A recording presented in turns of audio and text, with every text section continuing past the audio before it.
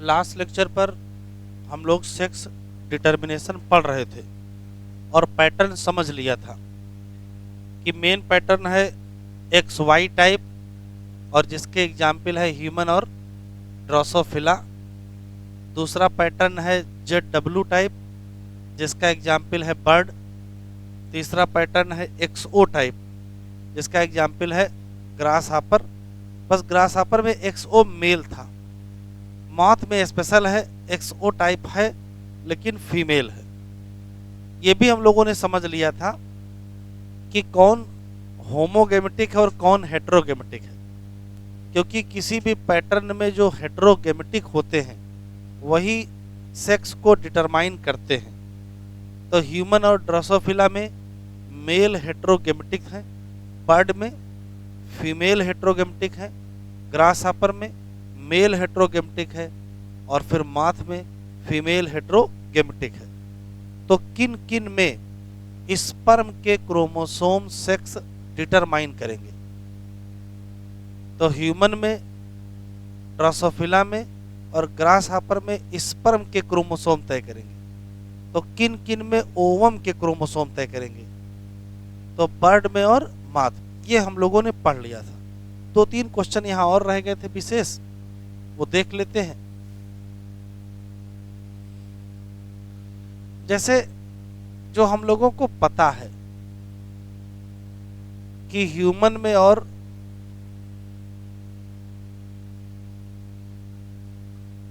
Drosophila में XXXY type है, birds में ZWZZ है,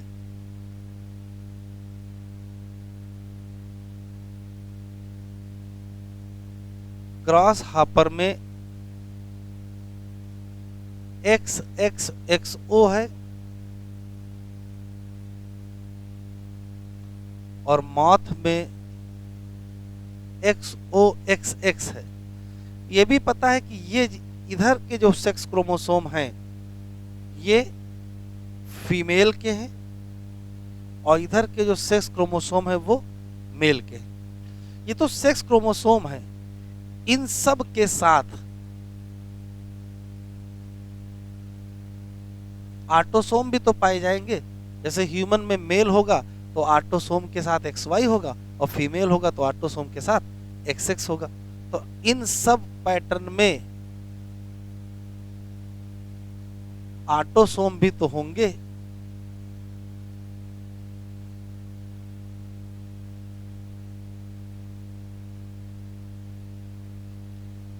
तो ऑटोसोम जोड़ने के बाद जो टोटल नंबर ऑफ क्रोमोसोम बनेगा वो जरा देखो। जैसे मान लेते हैं कि हम लोगों में ऑटोसोम 44 पाए जाते हैं, ठीक है। तो 44 में हम लोग कितने सेक्स क्रोमोसोम जोड़ेंगे? तो भाई चाहे मेल हो चाहे फीमेल हो, 2 तो हैं ही, तो यहाँ 2 जोड़ेंगे तो नेट आंसर कितना आ जाएगा? 46 आ जाएंगे। मान लेते हैं कि बर्ड में भी ऑटोसोम 44 ही है नहीं, मतलब मान लेते हैं कि बर्ड में भी 44 है। तो चाहे मेल हो उसमें भी और चाहे फीमेल हो, सब में 2-2 सेक्स क्रोमोसोम है ना। तो ऑटोसोम के साथ कितने जोड़ोगे? यहाँ 2 जोड़ोगे तो फिर क्या बनेगा? 46 बनेगा। अच्छा, मान लेते हैं कि ग्रास हापर में भी 44 ऑटोसोम है। तो अगर ग्रास हापर में 44 ऑटोसोम है तो जरा बताओ ऑटोसोम में कितने सेक्स क्रोमोसोम जोड़ोगे? तो देखो, अगर फीमेल है तो 2 सेक्स क्रोमोसोम जोड़ोगे और अगर मेल है तो 1 ही जोड़ोगे, यहाँ है ही नहीं। तो 44 के साथ यदि 2 जोड़ोगे तो कितने बनेंगे? 46। लेकिन अगर 44 के साथ 1 जोड़ोगे तो कितना बनेगा? तो 45। तो जरा देखो का अंतर आ गया। ग्रास हापर में जो टोटल क्रोमोसोम की संख्या है वो चेंज हो गई। फीमेल में कितने होंगे? तो फीमेल में तो 46, क्योंकि 2 सेक्स क्रोमोसोम है और मेल में 1 ही सेक्स क्रोमोसोम है। इस नाते मेल में टोटल क्रोमोसोम कितने हो गए? 45। वैसे यहाँ देखो, मान लेते हैं कि मॉथ में भी ऑटोसोम 44 है, होते नहीं केवल मान रहे हैं। अब बताओ फीमेल में कितने जोड़ोगे? तो फीमेल में तो इसमें 1 ही जोड़ोगे तो आंसर कितना आ जाएगा? 45 आ जाएगा। लेकिन अगर मेल होगा तो मेल में तो 2x हैं, तो 44 में कितने जोड़ दोगे? 2 जोड़ दोगे तो कितना आ जाएगा? 46। तो काम की बात दिख जानी चाहिए क्या? ग्रास हापर और माथ में जब सेक्स क्रोमोसोम के साथ ऑटोसोम की संख्या जोड़ी जाती है तो नेट क्रोमोसोम मेल और फीमेल में बराबर नहीं आ रहा। देखो यहाँ ग्रास हापर में फीमेल में 46 आ रहे हैं तो मेल में 45 आ रहे हैं, इसका मतलब मेल में कम आ रहा है। और माथ में फीमेल में 45 आ रहे हैं और मेल में 46 आ रहे हैं, इसका मतलब एक क्रोमोसोम ज़्यादा है। कहने का मतलब ये है कि जो ग्रास हापर और माथ हैं इनमें टोटल क्रोमोसोम की संख्या मेल और फीमेल में बराबर नहीं है। ग्रास हापर में किसमें ज़्यादा है किसमें कम है? तो फीमेल में एक क्रोमोसोम ज़्यादा होगा, किससे? मेल से। और माथ में मेल में एक क्रोमोसोम ज़्यादा होगा, किससे? फीमेल से। अच्छा किन में बराबर है? तो देखो भाई ह्यूमन ड्रोसोफिला में नेट जो आ रहा था मेल में वही फीमेल में आएगा, यहाँ भी नेट जो आ रहा था मेल में वही फीमेल में आएगा। तो ये बताने का जो पर्पज है वो क्वेश्चन है दो, कौन कौन से ऐसे लोग हैं जिनमें टोटल क्रोमोसोम संख्या मेल और फीमेल में बराबर है? तो कहोगे ह्यूमन में ड्रोसोफिला में और किसमें? बर्ड्स में। टोटल नंबर ऑफ मेल और फीमेल क्या होंगे? इक्वल होंगे। लेकिन जैसे ही हम जाएंगे किसमें? ग्रास हापर और माथ में, वैसे ही total number of chromosome change है मेल और फीमेल में। अब अगर चेंज है तो किसी में कम होंगे किसी में ज्यादा होंगे। ग्रास हापर में किसमें कम किसमें ज्यादा है? तो फीमेल में एक क्रोमोसोम ज्यादा है, मेल में एक क्रोमोसोम कम है। और माथ में क्या है? फीमेल में क्रोमोसोम कम है और मेल में क्रोमोसोम ज्यादा है। तो ये तो हमने केवल एग्जाम्पल में लिखा है, इसका कोई मतलब नहीं है। अब हमको कंक्लूसिव लाइन याद कर लेनी, क्या? कि किनमें टोटल क्रोमोसोम संख्या मेल और फीमेल में बराबर होती है? तो बताओ।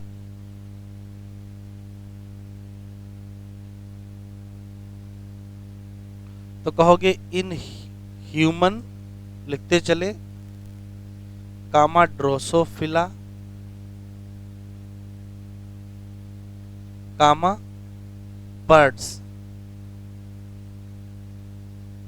टोटल नंबर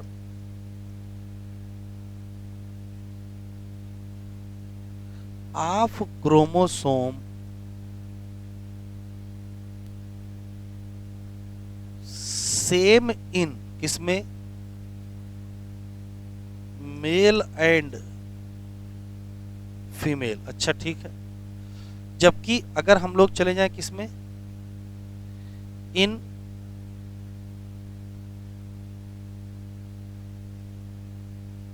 ग्रास हापर और किसमें? मॉथ। क्या बताओगे? टोटल नंबर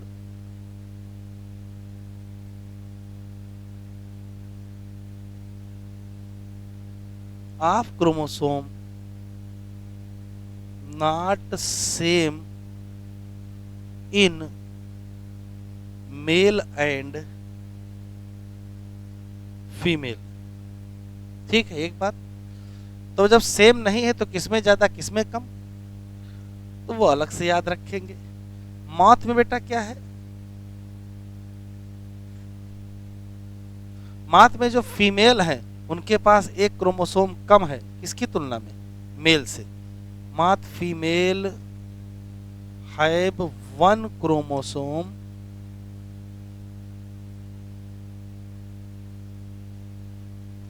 लेस देन क्या? मेल। जबकि ग्रास हापर में क्या है? तो ग्रास हापर में मेल के पास एक क्रोमोसोम कम है, किसकी तुलना में? फीमेल के पास। मेल हैव 1 क्रोमोसोम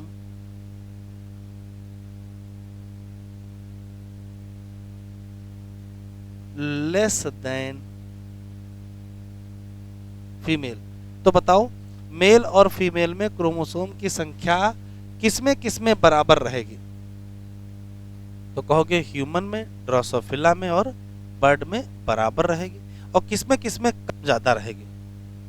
तो ग्रास हापर और माथ। अब ग्रास हापर में किसमें कम किसमें ज्यादा, तो कहोगे मेल में कम फीमेल में ज्यादा, और माथ में फीमेल में कम मेल में ज्यादा।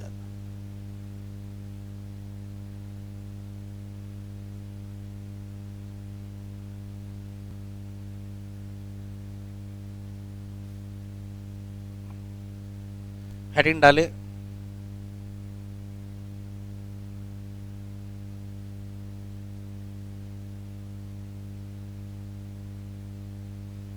Sex determination in human.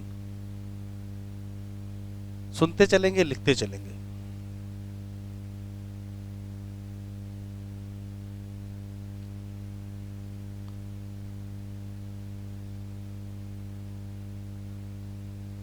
अगर हम ह्यूमन मेल की बात करें तो टोटल कितने क्रोमोसोम होते हैं, तो टोटल 46 क्रोमोसोम होते हैं। और पेयर कैसा होता है, तो होते हैं 44 प्लस एक्स वाई।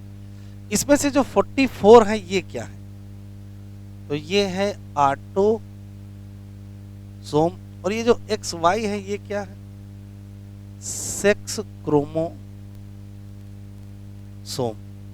फिर कल को जब गैमीट बनेगा तो गैमीट की स्थिति ये होती है, ये ऐसे बनता है कि जो 44 हैं उसमें से आधे 22 एक तरफ चले जाएंगे और 22 एक तरफ चले जाएंगे, और एक के साथ क्या चला जाएगा, एक्स चला जाएगा, और एक के साथ क्या चला जाएगा, वाई।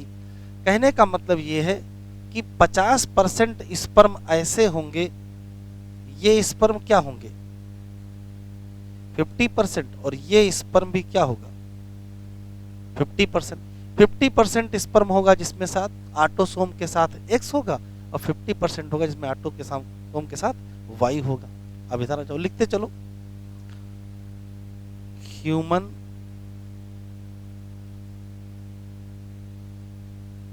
अगर हम ह्यूमन फीमेल की बात करें तो यहां भी वही स्थिति है। टोटल कितने क्रोमोसोम है, 46 क्रोमोसोम है, और 46 क्रोमोसोम ऐसे लिखे जाते हैं 44 प्लस एक्स एक्स। ये 44 क्या है, तो पहले से ही पता है क्या है, ऑटोसोम। और ये एक्स एक्स क्या है, ये भी पता है क्या, सेक्स क्रोमोसोम है। 44 का मतलब होता है 22 पेयर, इसमें भी कोई दिक्कत नहीं। और एक्स एक्स का मतलब होता है 1 पेयर। तो ये भी क्वेश्चन कह सकता है ऑटोसोम कितने हैं, तो चाहे कहो 44 हैं या कहो 22 पेयर हैं, और चाहे कहो 2x है चाहे कहो 1 पेयर, उसमें तो कोई अंतर नहीं। यहां भी गैमीट बनेंगे और ओवम बनेंगे।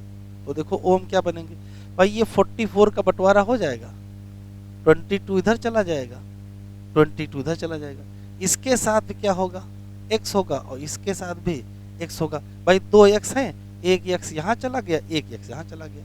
तो गैमीट की स्थिति देखो ये है। कहने का मतलब है कि 100% ओवम, 100% ओवम ऐसे होंगे जिनके साथ क्या होगा, x होगा, चाहे ये वाला हो चाहे। और यहाँ क्या है, यहाँ 50% विद x और 50% विद y। अब फर्टिलाइजेशन होगा। देखो ओवम यही रखते हैं, अगर इस ओवम का इस स्पर्म से फर्टिलाइजेशन कर दिया जाए तो इधर से 22 इधर से 22 कितने हो गए, इधर से 22 दोनों तरफ से आके कितने 44, और इधर से y इधर से x, तो क्या हुआ 44 प्लस एक्स वाई। और अगर ऐसा हुआ तो ये मेल चाइल्ड हो जाएगा। ओवम यही रहने देते हैं, ओवम यही रहने देते हैं, स्पर्म बदल लेते हैं। अब ओवम यही है, स्पर्म ये हो गया, इधर से 22 इधर से 22 तो कितने हो गए 44, इधर से भी x इधर से भी x, तो क्या हो गया, अब ये क्या हो गया फीमेल चाइल्ड। ये बताने का पर्पज ये है कि चाइल्ड मेल होगा कि चाइल्ड फीमेल होगा, ये सिर्फ तय कैसे हो रहा है, तो ये तय हो रहा है स्पर्म से। अगर स्पर्म विद वाई से ओवम का फर्टिलाइजेशन हो रहा है तो रिजल्ट ये है, और स्पर्म विद एक्स से फर्टिलाइजेशन हो रहा है तो रिजल्ट ये है। तो सेक्स कौन तय करेगा, तो कहोगे मेल या स्पर्म के क्रोमोसोम तय करेंगे। और ये कुछ इस हिसाब से होगा कि ओवम का फर्टिलाइजेशन किस स्पर्म से हो रहा है, ओवम का फर्टिलाइजेशन स्पर्म विद वाई से हो रहा है या ओवम का फर्टिलाइजेशन स्पर्म विद एक्स से हो रहा है। तो सेक्स का डिटर्मिनेशन कौन करेगा, मेल या मेल के क्रोमोसोम या स्पर्म के क्रोमोसोम या फादर, ना कि कौन, फीमेल या मदर। इतना लिख लीजिए।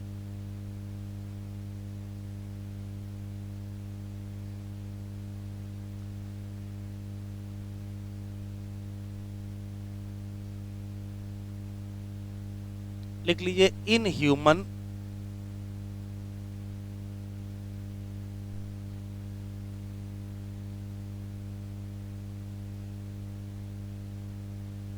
sex determined by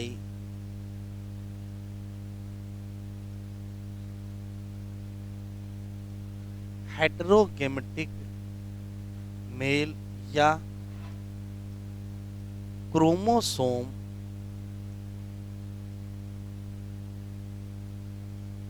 of sperm.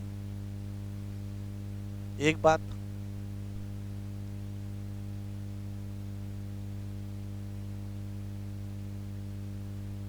Sex determine at time of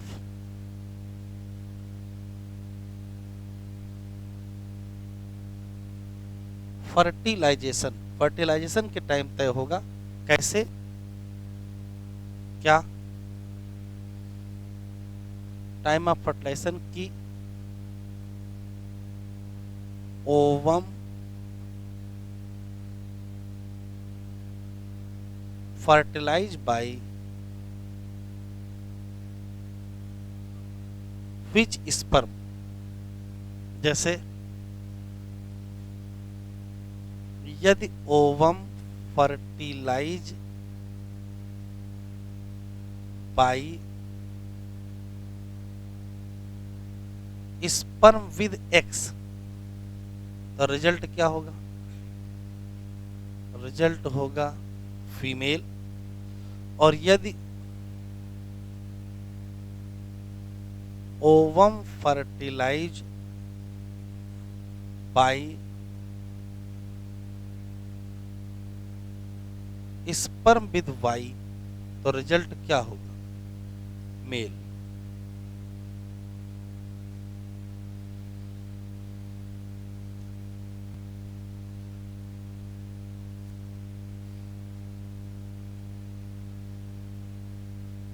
question, एक couple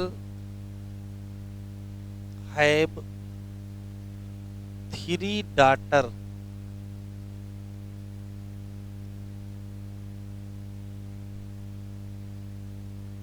what is possibility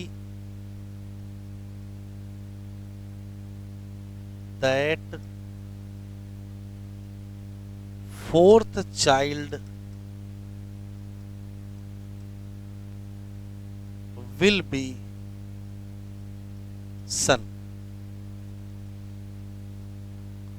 option वही है, 1/2 है, 1/4 है, 3/4 है। तीन ही ऑप्शन बनेंगे, और कौन सा बना दें,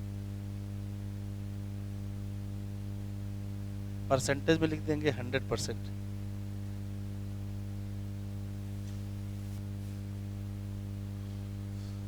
तो इस क्वेश्चन का आंसर निकालना बहुत आसान है। ये करा इस नाते रहे हैं कि भी इसी से मिलता जुलता क्वेश्चन होगा और उसका आंसर बदल जाए, तो वो आंसर बदला क्यों वो समझना है बस। किसी के पास कितने बच्चे पहले से हैं, इससे आने वाला बच्चा डर नहीं जाएगा कि हाँ पहले से 3 लड़कियां हैं तो अब चौथे बच्चे को लड़का होना ही चाहिए। ये चौथा बच्चा तय नहीं करेगा, किससे, पहले से तय नहीं होगा। पहले के बच्चों का सेक्स के डिटर्मिनेशन से कोई लेना देना नहीं। यहाँ 3 लिखे चाहे 13 लिखे उससे कोई मतलब नहीं है, यहाँ जो संख्या हुई इससे मतलब है। तो ये फोर्थ है। और किसी पर्टिकुलर चाइल्ड के समय जो डिटर्मिनेशन होगा उसका ये है कि भाई मदर ले लेंगे, फादर ले लेंगे, मदर ले लेंगे एक्स एक्स और फादर ले लेंगे एक्स वाई। इसका इससे फर्टिलाइजेशन कर देंगे तो क्या हो जाएगा, एक्स एक्स मतलब फीमेल। इसका इससे कर देंगे तो एक्स वाई मतलब मेल। इसका इससे कर देंगे तो फिर एक्स एक्स फीमेल, और इसका इससे कर देंगे तो एक्स वाई क्या मेल। तो मेल की संभावना कितनी है, 2/4 मतलब 1/2। और फीमेल की संभावना क्या, 2/4 का मतलब 1/2। किसी particular fourth fifth first second specific पूछेगा तो मेल या फीमेल चाइल्ड की संभावना कितनी है, 1/2। तो यहाँ फोर्थ पूछा है, इस नाते यहाँ भी आंसर क्या रहेगा, 1/2 रहेगा। लिखो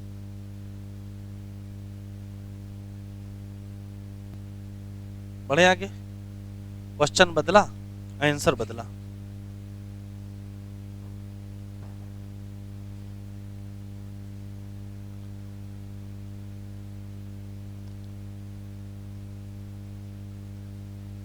What is possibility? What is possibility of 4 sons to a couple? वही आंसर फिर ऑप्शन में 25%, 50%, 75% या 100 नहीं रखेंगे, 1/2, 1/4, 1/8, 1/16। हाँ हाँ 16 ये लोग 1/32 लिख देते हैं।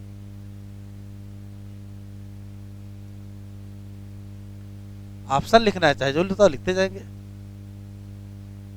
हाँ ये ऑप्शन है, ये हटा देते हैं। आप सही है।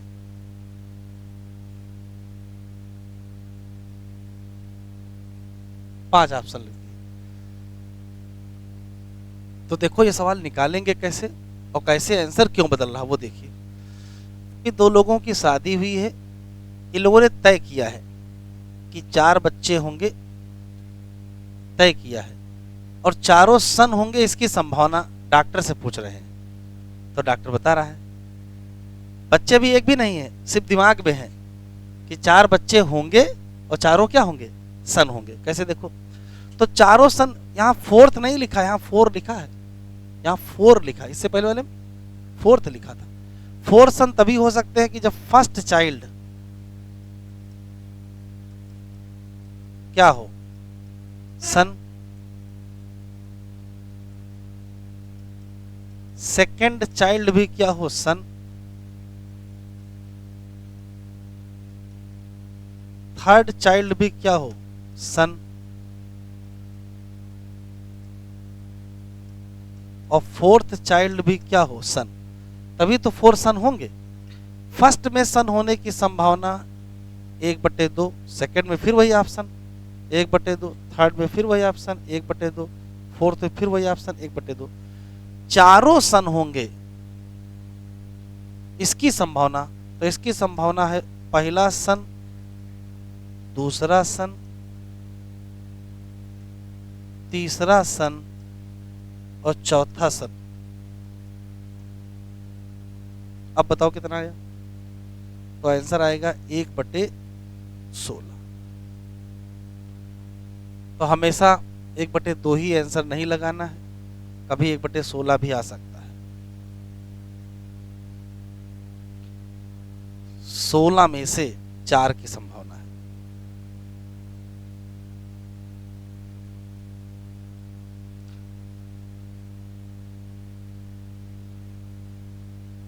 क्या समझ में आया? तो क्वेश्चन का मतलब समझ लीजिए, अगर fourth, third, second, first, fifth, sixth number दिया है कोई एक, तो पॉसिबिलिटी हमेशा 1/2 रहेगी, उसमें कोई दिक्कत नहीं। लेकिन जैसे ही कई बच्चों की पॉसिबिलिटी एक साथ पूछा, वैसे मल्टीप्लिकेशन का ला लागू हो जाएगा। शुरू करें। अभी 1/16 समझ में आया था, तब तक क्वेश्चन फिर बदल गया, आंसर फिर बदल जाएगा। लिखे नया सवाल।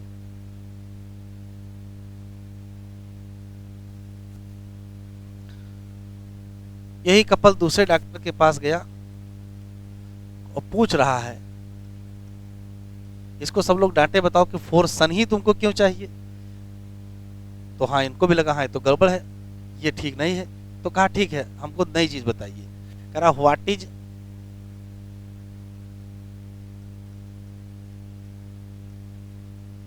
Possibility of 3 daughter and 2 son to a couple. कहा अब तो सही है, हमको 5 बच्चे पैदा करने हैं, जिसमें 3 लड़कियां हों और 2 लड़के हों। इसकी डॉक्टर साहब कितनी संभावना है? अगर आप सही संभावना बताओ तो शुरू किया जाए, पहला हो, फिर दूसरा हो, फिर तीसरा हो। हैं? हाँ भाई, अब तो कोई दिक्कत नहीं ना। पहले 4 सन कह रहे थे, दिक्कत थी, अभी तो बैलेंस भी कर दिया है ना। अब डॉक्टर भी खुश है, ठीक है ये सही पॉसिबिलिटी है। तो कैसे निकालेंगे? वही करेंगे जो पीछे वही किया था। अगर उसी तरीके से निकालना होता तो ये सवाल ना लिखाते। 3 सवाल 3 तरीके। तीसरा सवाल देखो, ऐसे केस में पॉसिबिलिटी निकालने का जो फार्मूला है वह है 1/2 की पावर n गुणे टोटल मल्टीप्लिकेशन।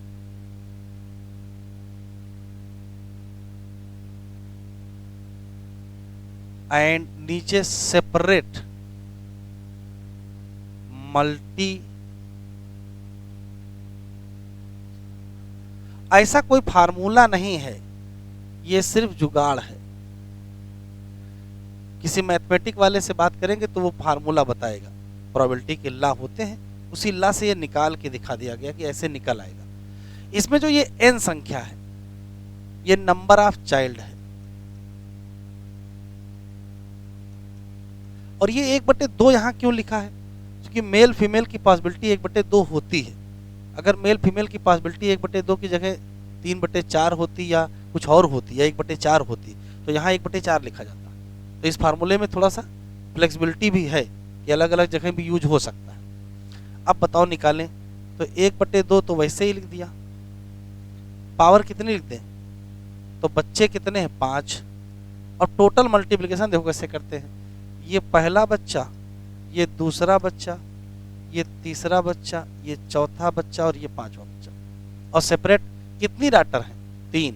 तो पहली डॉटर, दूसरी डॉटर, तीसरी डॉटर। और कितने सन है? 2। पहला सन और दूसरा सन। अब काटना शुरू करते हैं। ये कटा, ये कटा, ये कटा, ये कटा।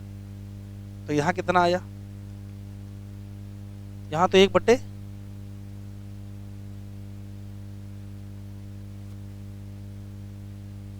बताओ भाई, 32 की 64, 1/2 की पावर 5 है। हमको थोड़े एग्जाम देना है, एग्जाम तो तुम लोगों को देना है।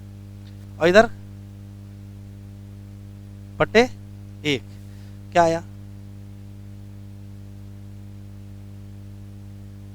5/,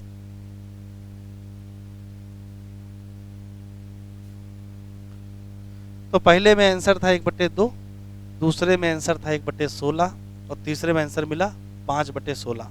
चौथा कोई सवाल नहीं है। 3 ही टाइप के सवाल यहाँ बन सकते हैं। या तो किसी पर्टिकुलर बच्चे के बारे में पूछेगा, या तो 2, 3, 4 बच्चों के बारे में एक साथ पूछेगा, और अगर 2, 3, 4 एक साथ पूछेगा तो कॉम्बिनेशन में पूछ सकता है। अगर कॉम्बिनेशन में पूछ लिया तो फिर ये है। 3 ही टाइप के सवाल बन सकते हैं। तीनों करा दिए हैं।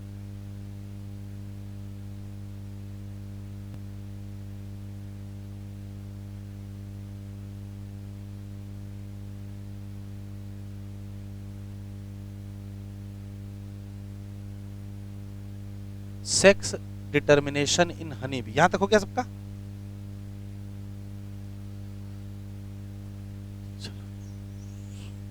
हेडिंग डालें।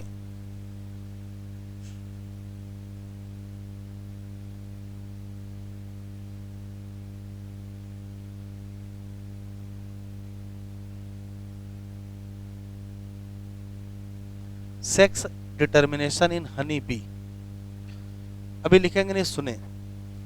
हनी के मामले में बड़ा विशेष परिस्थिति ये है कि हनी बी के मामले में जो मेल होते हैं वो डिप्लॉयड होते हैं। डिप्लॉयड का मतलब, सॉरी, मेल हेप्लॉयड होते हैं। मेल हेप्लॉयड होते हैं, और हेप्लॉयड का मतलब क्रोमोसोम संख्या n का मतलब 16, जबकि जो फीमेल होते हैं वो डिप्लॉयड होते हैं, और डिप्लॉयड 2n की संख्या मतलब 32। तो एक क्वेश्चन तो यही याद कर लीजिए कि हनी बी में मेल और फीमेल में क्रोमोसोम की संख्या बराबर नहीं होती है। मेल में 16 होते हैं और फीमेल में 32। एक तो यही हो गया। इसी नाते हनी बी में जो सेक्स डिटर्मिनेशन होता है इसका नाम haploid diploid sex determination.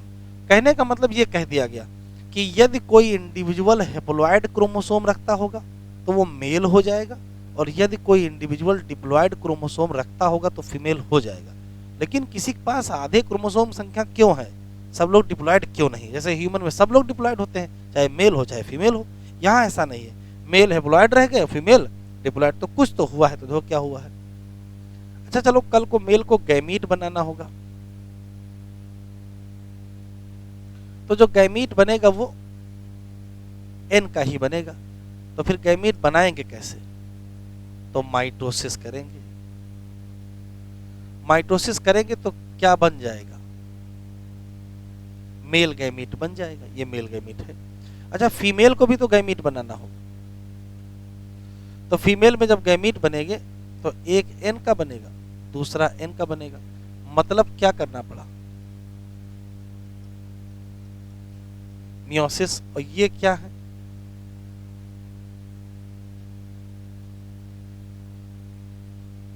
Female gamete. तो एक अंतर आपको दिखाई पड़ गया। क्या? मेल को जब गैमीट बनाने थे तो उसने क्या किया? माइटोसिस। और फीमेल को जब गैमीट बनाए तो उसने क्या किया? मियोसिस। गैमीट का कोई एक्सेप्शन नहीं है। Gamete are always haploid. बनाओ चाहे जिससे, इससे कोई फर्क नहीं पड़ता है। चाहे n से गैमीट बनाओ चाहे 2n से गैमीट बनाओ, गैमीट बनेगा हमेशा हेप्लॉयड। इसी नाते जब सेल डिवीजन पढ़ रहे थे तो वहां बताया गया था कि वैसे तो माइटोसिस अक्सर डिप्लॉयड सेल में होती है, लेकिन हनी बी में माइटोसिस हेप्लॉयड सेल में भी होती है। तो देखो हेप्लॉयड सेल में दिख रही ना माइटोसिस। ठीक। अब होगा क्या कि भाई ये ओवम और ये स्पर्म फर्टिलाइज कर जाएंगे। तो अगर फर्टिलाइजेशन हो गया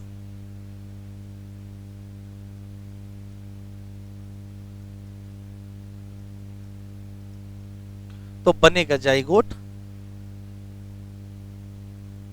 और जाइगोट किसका होगा? 2n। तो ये बना जाइगोट और वो डिप्लॉयड हुआ। इसी जाइगोट से आगे इम्ब्रायो बनेगा, और जो भी बच्चा होगा, प्रोजनी होगी, वो मेल होगी कि फीमेल? चूंकि डिप्लॉयड हो गया है, और डिप्लॉयड क्या होते हैं? फीमेल। तो ये क्या हो जाएगा? कहने का मतलब है फीमेल हो जाएगी, क्योंकि इसमें 2n संख्या होगी जो कि होगी क्या? 32 होगी। तो फीमेल बने कौन सी प्रोसेस से? तो कहोगे सामान्य फर्टिलाइजेशन वाली प्रोसेस से बने। लेकिन इधर देखो, कभी कभार फीमेल गैमीट फर्टिलाइज नहीं करते हैं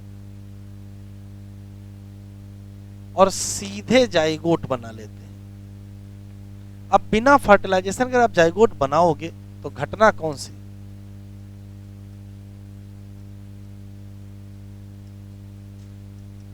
पार्थिनोजेनेसिस।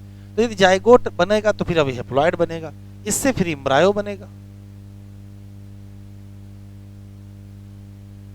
और अंततः इससे जो इंडिविजुअल बनेगा वो कैसा होगा, वो मेल होगा, जिसमें क्रोमोसोम संख्या n, मतलब कितने होंगे, 16 होंगे। तो मेल हेप्लॉइड रह गए क्यों, तो कहोगे मेल बने पार्थिनोजेनेसिस से, और फीमेल डिप्लॉइड हो गए क्यों, तो कहो फीमेल बने फर्टिलाइजेशन से। तो कंक्लूसिव लाइन, हनी बी में सेक्स के डिटर्मिनेशन को हेप्लॉइड डिप्लॉइड डिटर्मिनेशन कहते हैं। क्यों, जो हेप्लॉइड होते हैं वो मेल होते हैं, जो डिप्लॉइड होते हैं वो फीमेल होते हैं। एक बात, मेल स्पर्म बनाते हैं माइटोसिस से, फीमेल ओवम बनाते हैं मियोसिस से। फिर फर्टिलाइजेशन के साथ जो बन जाते हैं वो फीमेल होते हैं, और जो बिना फर्टिलाइजेशन से बनते हैं वो मेल होते हैं। एक और क्वेश्चन यहाँ, ये बताओ इस मेल का फादर कौन है।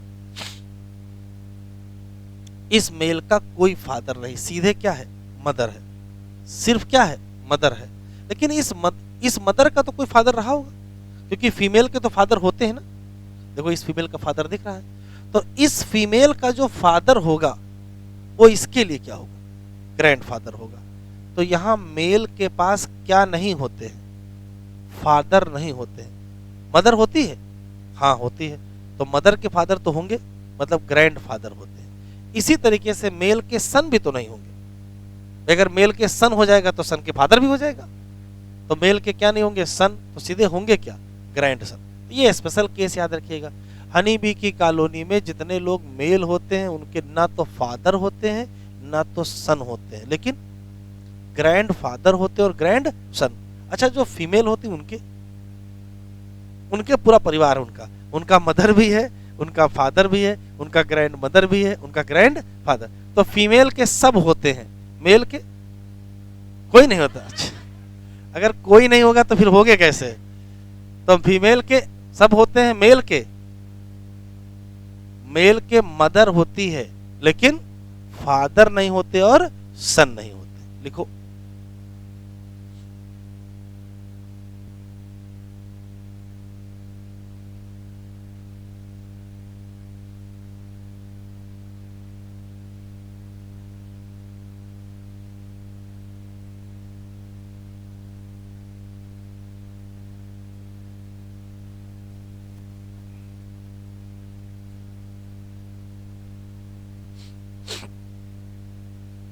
लिखो, in honey bee haploid diploid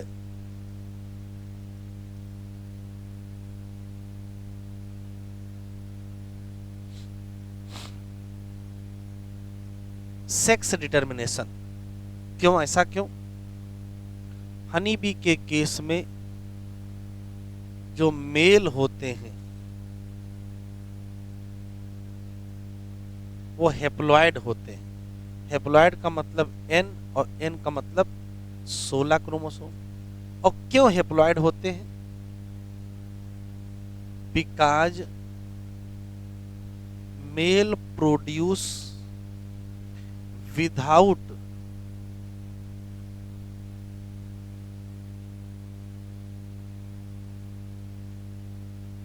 fertilisation. अब विदाउट फर्टिलाइजेशन प्रोसेस को कहते क्या है,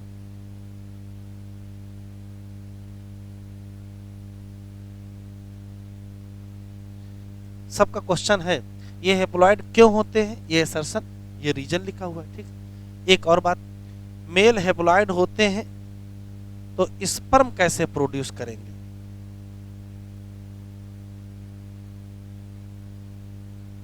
तो आंसर क्या देंगे, माइटोसिस। और इनके कौन होते हैं और कौन नहीं होते, इनके वो होते हैं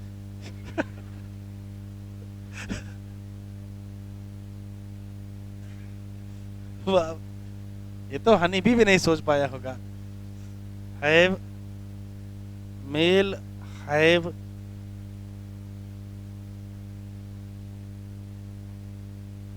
grandfather and grand son, and mother भी तो होगी, तो क्या नहीं होंगे, नॉट हैव फादर एंड सन। ये मेल से जुड़े क्वेश्चन सारे हो गए। अब फीमेल से जुड़े सवाल।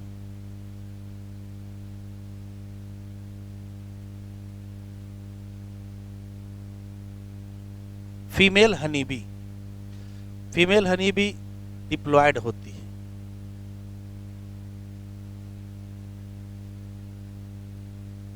डिप्लॉयड का मतलब 2n संख्या होती है, 2n का मतलब 32।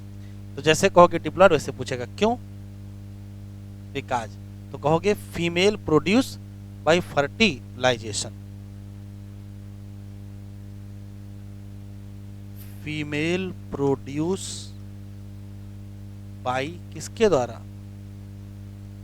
फर्टिलाइजेशन। तो जो फर्टिलाइजेशन से बनेंगे वो फीमेल होंगे। एक बात,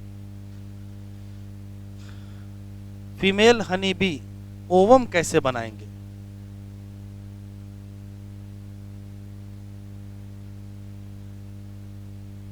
बताओ। तो मियोसिस। फीमेल के कौन कौन होंगे और कौन नहीं होंगे, सब होंगे। Have mother, father, grand mother,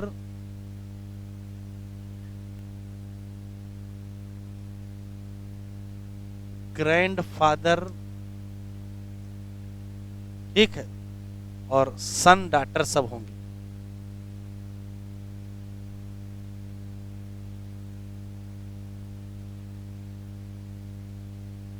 अच्छा ये बताओ मेल की डॉटर होगी कि नहीं होगी, सोच चलो, जल्दी नहीं है।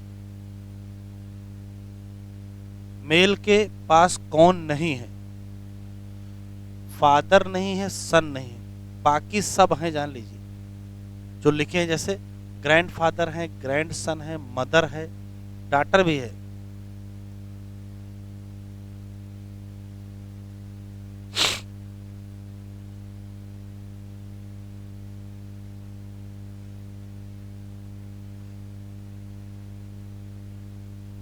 लिख लो,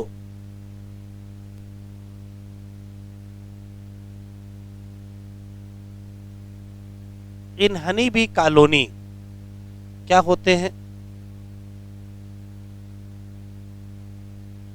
ड्रोन होते हैं। और ड्रोन होते हैं fertile male, queen, fertile female, और वर्कर स्टेराइल फीमेल। और वर्कर भी 3 टाइप के होते हैं, इसके वेंजर bee, scout bee, nurse bee. सबका काम बटा है। स्कैवेंजर बी का मतलब है साफ सफाई, स्काउट बी का मतलब है लड़ाई झगड़ा, और नर्स बी का मतलब है खाने पीने की व्यवस्था।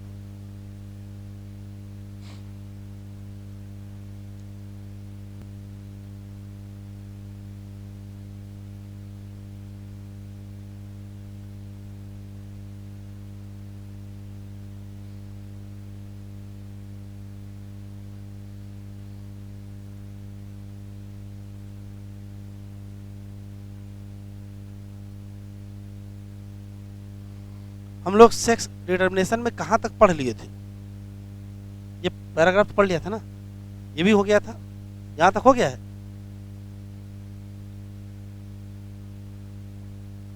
बीच में एक लाइन छोड़ दिए थे, ये do you think the number of chromosome in the male and female are equal. अभी बताए हैं कि इक्वल हो भी सकते हैं, नहीं भी हो सकते हैं। किसमें किसमें इक्वल, ह्यूमन, ड्रोसोफिला और बर्ड में इक्वल, और माथ और ग्रासहॉपर में अनइक्वल। तो ड्यू टू इन्वॉल्वमेंट इस कहानी पढ़ ही चुके हैं।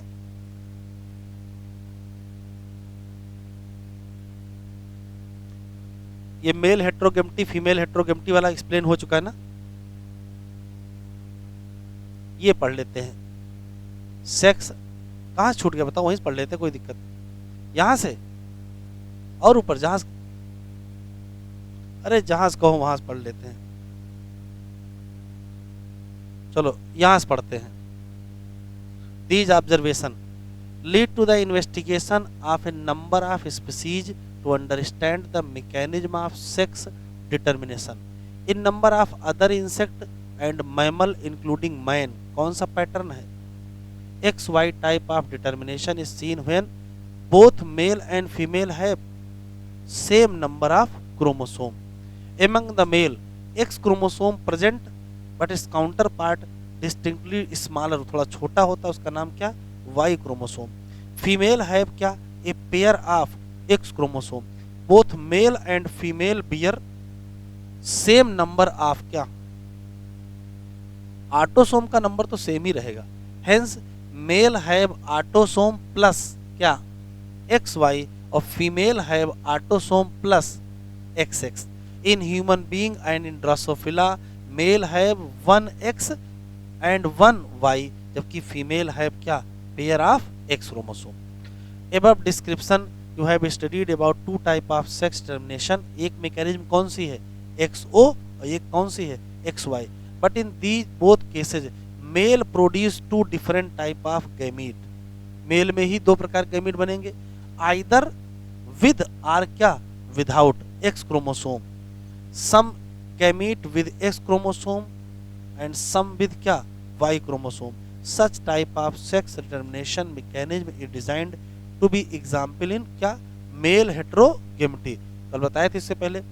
इन सम अदर ऑर्गेनिज्म जैसे कि बर्ड में बिल्कुल कहानी अलग है। Different mechanism of sex determination is observe. क्यों? In this case total number of chromosome तो सेम होते हैं, किसमें? मेल एंड फीमेल, लेकिन two different type of gamete कौन बनाएगा? बर्ड में। तो two different type of gamete कौन बनाएगा? तो two different type of gamete या क्रोमोसोम प्रोड्यूस बाय किसके द्वारा? तो दो प्रकार के गैमीट कौन बनाएगा? मेल की फीमेल। तो मेल बनाएगा तो मेल हेट्रोगेमिटी और फीमेल बनाएगा तो फीमेल। यहाँ female heterogamety. In order to have distinction the mechanism of sex termination describe earlier two different sex chromosome of female bird. कौन से होंगे? तो एक का नाम Z होगा, एक का नाम W। तो फीमेल ZW हो जाएंगी, जबकि मेल में क्या होगा? मेल में Z ही होगा। फिर ये सेक्स डिटर्मिनेशन इन ह्यूमन है। जनरल कहानी लिखी है, कुछ अंडरलाइन नहीं करना है। Already mention that sex determination mechanism in human is XY। 23 pair total chromosome होते हैं, इसमें से 22 पेयर क्या होते हैं? Same in both male and female, मतलब ऑटोसोम होते हैं, जबकि एक जोड़ी X क्रोमोसोम होते हैं किसमें? फीमेल, और X और Y होते हैं किसमें? मेल होते हैं। During the spermatogenesis 50% of the sperm में क्या होगा? X होगा, और 50% स्पर्म में क्या होगा? Y होगा। फीमेल में एक ही टाइप का ओवम बनेगा जिसमें सिर्फ और सिर्फ क्या होगा? X होगा। इक्वल पॉसिबिलिटी है फर्टिलाइजेशन की। किसकी? ओवम का फर्टिलाइजेशन किससे होगा? स्पर्म से। या तो उसके पास क्या होगा? X, या तो क्या होगा? Y। अगर विद X से हो गया तो फीमेल, और विद Y से हो गया तो male. In case of ovum fertilise with sperm carrying X, तो जाइगोट में क्या हो जाएगा? Female XX। Fertilisation of ovum with Y वाले से अगर हो जाए तो रिजल्ट में क्या आ जाएगा? तो रिजल्ट में मेल ऑफ स्प्रिंग हो जाएगी। It is evident that genetic makeup of sperm ही डिटरमाइन करेगा क्या? Sex of child. It is also evident that in each pregnancy there is always क्या? 50% प्रोबेबिलिटी दैट आइदर मेल और female child. It is unfortunate, ये दुर्भाग्य है क्या?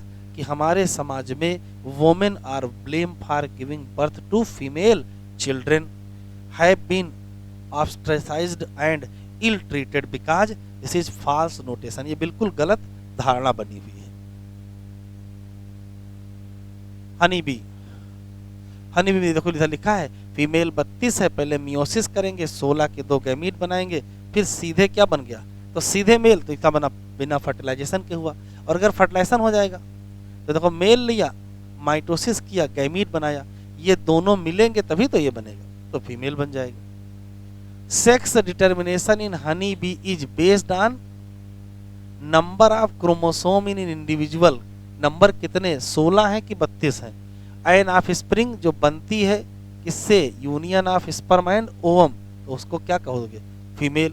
Female या तो क्या होगी क्वीन, या तो क्या होगी worker.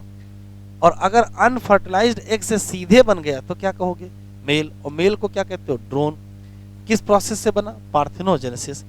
This means that male have half the number of chromosome than the female. ये लाइन इंपॉर्टेंट है।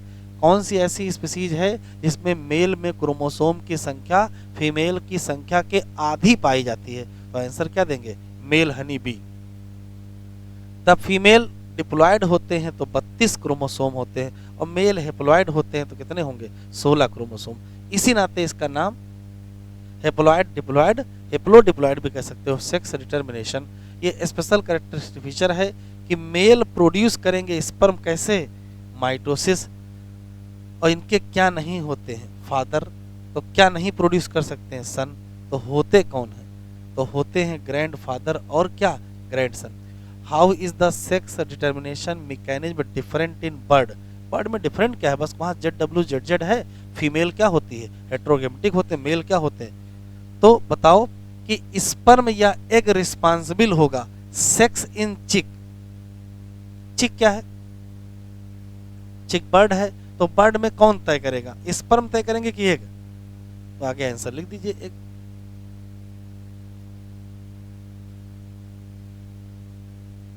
हेडिंग म्यूटेशन, लेकिन म्यूटेशन पहले 2-3 बातें पढ़नी है, तो साइड हेडिंग डालें।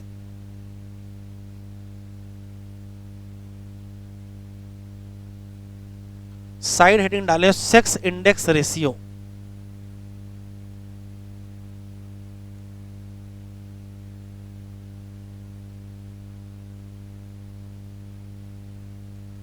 और ये ड्रोसोफिला में मिलता है।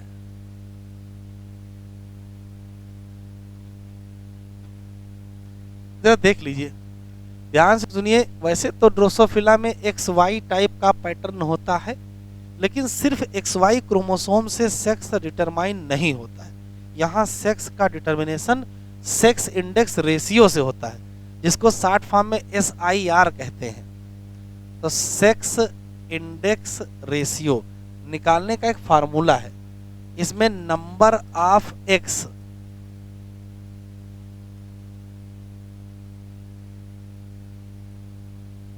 क्रोमोसोम को डिवाइड कर देते हैं नंबर ऑफ ऑटोसोम पेयर से। ये इसका फार्मूला है।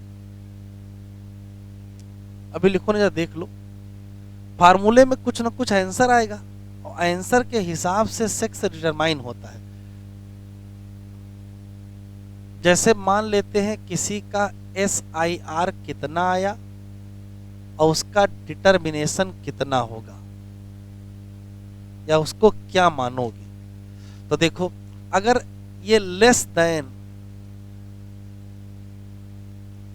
0.5, 0.5 से भी अगर कम इसकी वैल्यू आई, अभी कैलकुलेट करके दिखाएंगे, तो इसको मान लेते हैं सुपर मेल। अगर इसकी वैल्यू 0.5 आ गई तो इसको मान लेते हैं मेल। अगर वैल्यू 0.5 से लेकर के 1.0 के बीच में आ गई तो इसको इंटरसेक्स मानते हैं। अगर वैल्यू 1.0 आ गई तो इसको फीमेल मानते हैं। और अगर वैल्यू मोर देन 1 से ज्यादा आ गई तो सुपर फीमेल मानते हैं। अभी लिखो नहीं, सुन लो।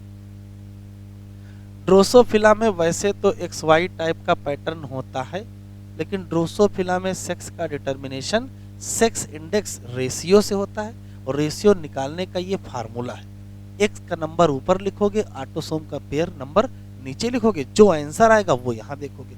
आंसर अगर 0.5 से भी कम आया तो हम बता देंगे कि वो सुपर मेल है, अगर 0.5 आया तो वो मेल है, अगर 0.5 और 1 के बीच में आया तो इंटरसेक्स है, और अगर 1 आया तो फीमेल है, और अगर 1 से ज़्यादा आ गया तो सुपर फीमेल है। कैसे देखो, तो ड्रोसोफिला में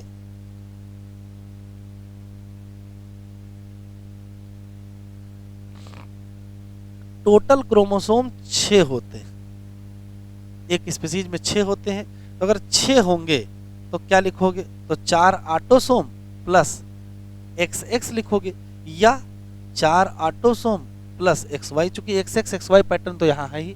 जरा यहाँ SIR बता दो कितना है बस,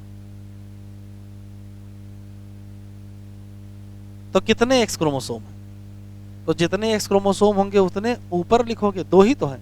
और ऑटोसोम कितने हैं, ऑटोसोम 4 हैं, तो पेयर यहाँ लिखना है ना, अगर ऑटोसोम 4 हैं तो पेयर 2 होंगे, तो नीचे क्या लिखोगे, 2। आंसर कितना आया, 1.0। बताओ क्या है, तो 1.0 क्या होता है, फीमेल, तो ये क्या है, फीमेल। अच्छा, इसका SIR बताओ,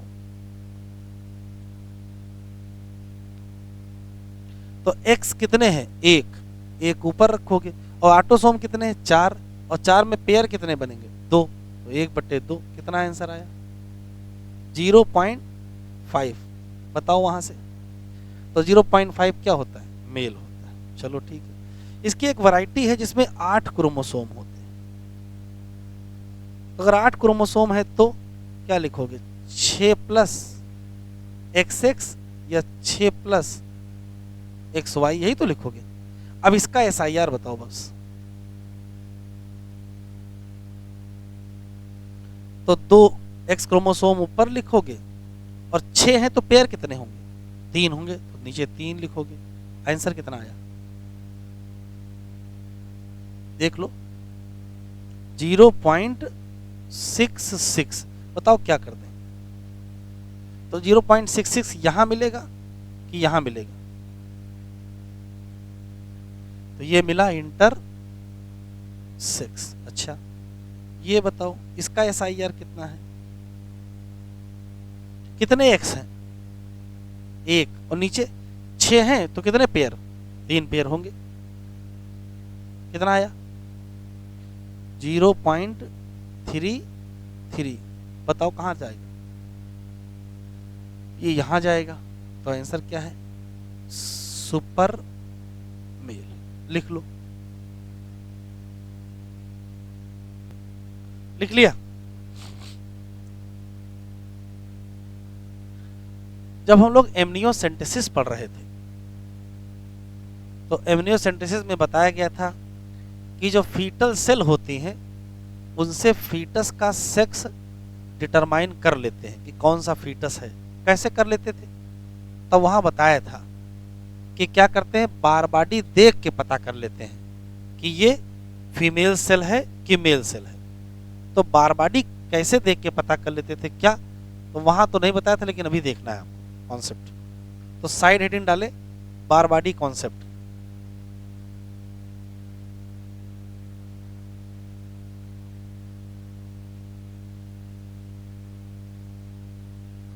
बार बॉडी कॉन्सेप्ट,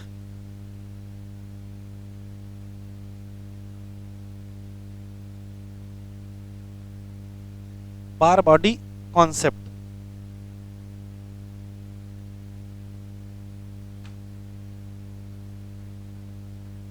जरा देख लीजिए, जितना पता है क्या कि फीमेल में 2 X क्रोमोसोम होते हैं, मेल में 1 X क्रोमोसोम होते हैं। ये बताओ, ये XY क्रोमोसोम हम लोगों में सभी सेल में पाए जाते हैं कि केवल टेस्टिस और ओरी की सेल में पाए जाते हैं, सभी सेल में होंगे कि सिर्फ टेस्टिस और ओरी में, तो सभी सेल में पाए जाएंगे एक अंतर। तो अब सवाल है, अगर सभी सेल में X और Y क्रोमोसोम पाए जाते हैं तो मेल में X क्रोमोसोम केवल 1 है और फीमेल में X क्रोमोसोम 2 है। तो यदि X क्रोमोसोम की वजह से कोई कैरेक्टर आता होगा तो मेल में जो भी होगा उसका जस्ट डबल फीमेल में होगा। इसका मतलब है मेल फीमेल में बहुत जमीन आसमान का अंतर होना चाहिए, लेकिन ऐसा है नहीं। जबकि क्रोमोसोम की संख्या क्या है, डबल है उनके पास, एक्स। तो हुआ क्या है, नेचर ने एक व्यवस्था की है कि जो जर्मिनल सेल है, ओरी की सेल, वहां 2x क्रोमोसोम है और दोनों काम करेंगे। लेकिन उसको छोड़ दीजिए, उसके अलावा फीमेल में जितनी सेल हैं उनको सोमैटिक सेल कहेंगे, मेल में भी सोमैटिक सेल।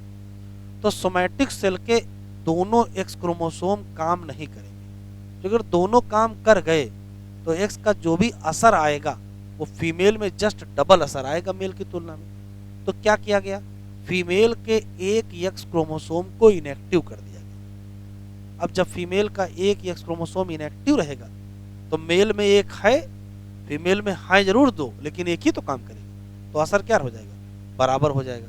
ये कॉन्सेप्ट एक वैज्ञानिक है, उनका नाम लाइऑन है, उन्होंने दिया है। इसको लाइऑन हाइपोथेसिस कहते हैं कि मेल और फीमेल में एक्स क्रोमोसोम के असर को बराबर करने के लिए एक एक्स क्रोमोसोम क्या कर दिया जाए, इनएक्टिव कर दिया जाए। लोगों ने माना ठीक बात है। फिर कुछ दिन बाद वैज्ञानिकों ने फीमेल की सोमैटिक सेल को जब माइक्रोस्कोप से देखा तो न्यूक्लियस के बगल में एक छोटा सा स्पॉट नजर आया। वो स्पॉट मेल में नजर नहीं आ रहा था, तो उसी स्पॉट का नाम बार बॉडी रख दिया गया। खोजने वाले का नाम एम बार था, वैज्ञानिक का नाम, इसी नाते उसे के नाम पर क्या रख दिया गया, बार बॉडी। तो बार बॉडी है क्या वास्तव में, तो वही एक इनएक्टिव एक्स क्रोमोसोम है जो फीमेल में क्या हुआ, इनएक्टिव, और मेल में एक ही था, तो इनएक्टिव होने का कोई मतलब नहीं था। तो सिर्फ 4 क्वेश्चन है यहाँ। पहला सवाल, एक्स और वाई क्रोमोसोम सोमैटिक और जर्मिनल सेल दोनों पाए जाते हैं। फीमेल में एक एक्स है, सॉरी फीमेल में 2 एक्स है, मेल में एक एक्स है। इस नाते फीमेल के एक एक्स क्रोमोसोम को इनएक्टिव किया गया to equalise the effect of X chromosome. इसको लाइऑन हाइपोथेसिस कहते हैं। जो इनएक्टिव एक्स क्रोमोसोम है वो न्यूक्लियस के साथ पाया जाता है एज ए बार बॉडी। इतना लिख लीजिए। तो Barr body concept,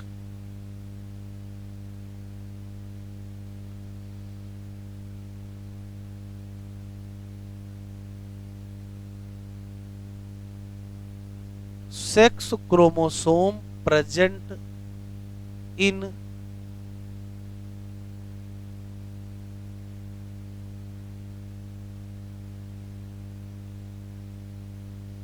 somatic cell and germinal cell दोनों पाए जाते हैं। एक बात, मेल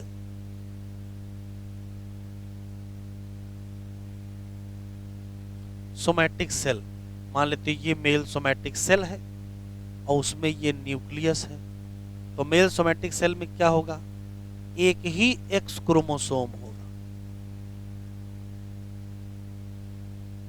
जबकि फीमेल सोमैटिक सेल, ये फीमेल सोमैटिक सेल है, ये न्यूक्लियस है, और न्यूक्लियस के बगल में क्या है, बार बॉडी है। तो फीमेल सोमैटिक सेल में क्या पाई जाती हैं, तो कहोगे 2x क्रोमोसोम, और इसी नाते 1x क्रोमोसोम क्या हो गया, इनएक्टिव हो गया। क्यों, टू इक्वलाइज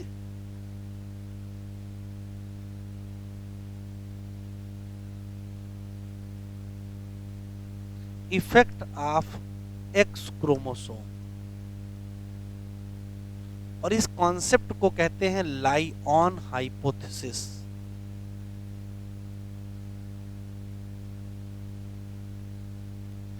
फीमेल और मेल में एक्स क्रोमोसोम का असर बराबर रहे, उसके लिए एक एक्स क्रोमोसोम को क्या करना पड़ा, इनएक्टिव करना पड़ा। ये कौन कह रहे हैं, ये लाइऑन कह रहे हैं। ठीक, तो क्वेश्चन पूछा है फिर ये बार बॉडी क्या है, तो कहोगे बार बाजी रिप्रेजेंट करता है, represent 1 inactive X chromosome of all female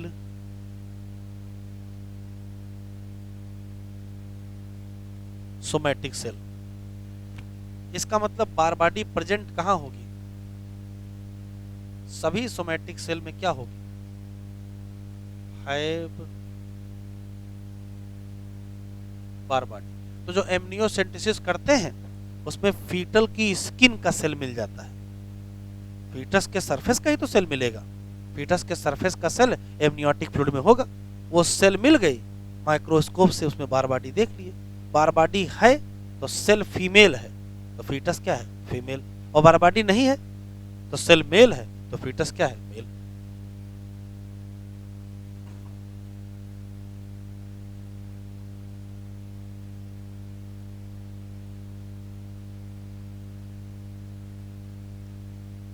Barbadi absent किसमें?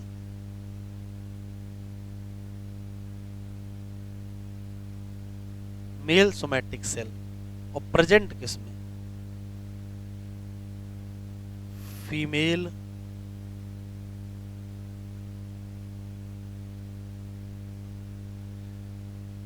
अगर क्वेश्चन पूछा जाए नंबर ऑफ बारबाडी तो कैसे निकालोगे? तो नंबर निकालने का फार्मूला है x-1, जितने एक्स क्रोमोसोम है उसमें से एक घटा दो, जैसे एग्जाम्पल से समझ में आएगा।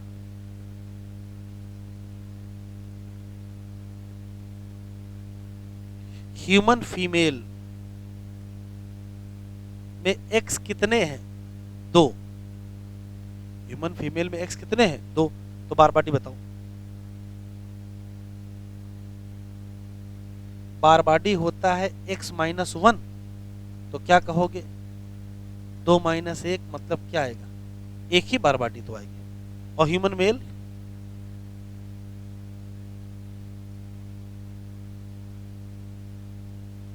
ह्यूमन मेल में एक्स कितना होता है? 1 होता है। तो बारबाडी बताओ। बारबाडी निकालना होगा, x-1 रखोगे तो आंसर 1 - 1 रखोगे, और जब 1 - 1 रखोगे तो आंसर क्या आ जाएगा? 0। तो मेल में बारबाडी नहीं होती है, फीमेल में एक बारबाडी होती है। बारबाडी है क्या? तो कहोगे इनएक्टिव एक्स क्रोमोसोम। कैसे इनएक्टिव करेंगे? डांट देंगे, चुप रहना, कोई एक्टिविटी ना करना, अगर तुम एक्टिविटी करोगे तो संख्या या इफेक्ट डबल हो जाएगा।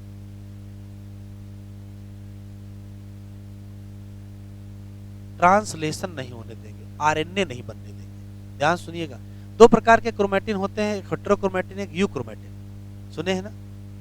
यू क्रोमैटिन फंक्शनल क्रोमैटिन होता है और हेटेरो नॉन फंक्शनल। तो जो ये एक्स क्रोमोसोम जो इनएक्टिव हुआ है, इसके सारे क्रोमैटिन को हेटेरोक्रोमैटिन फॉर्म में रखेंगे बस।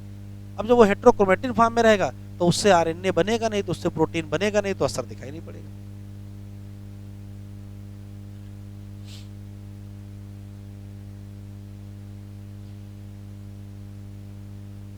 Heading mutation.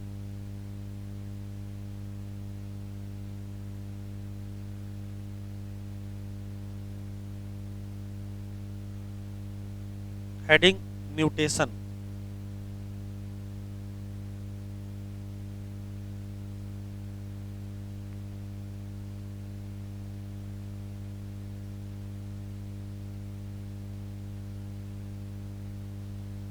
पहले तो रटने वाला सवाल, ये म्यूटेशन नाम की चीज दुनिया में कौन बताया? म्यूटेशन डिस्कवर बाई, तो आंसर देंगे ह्यूगो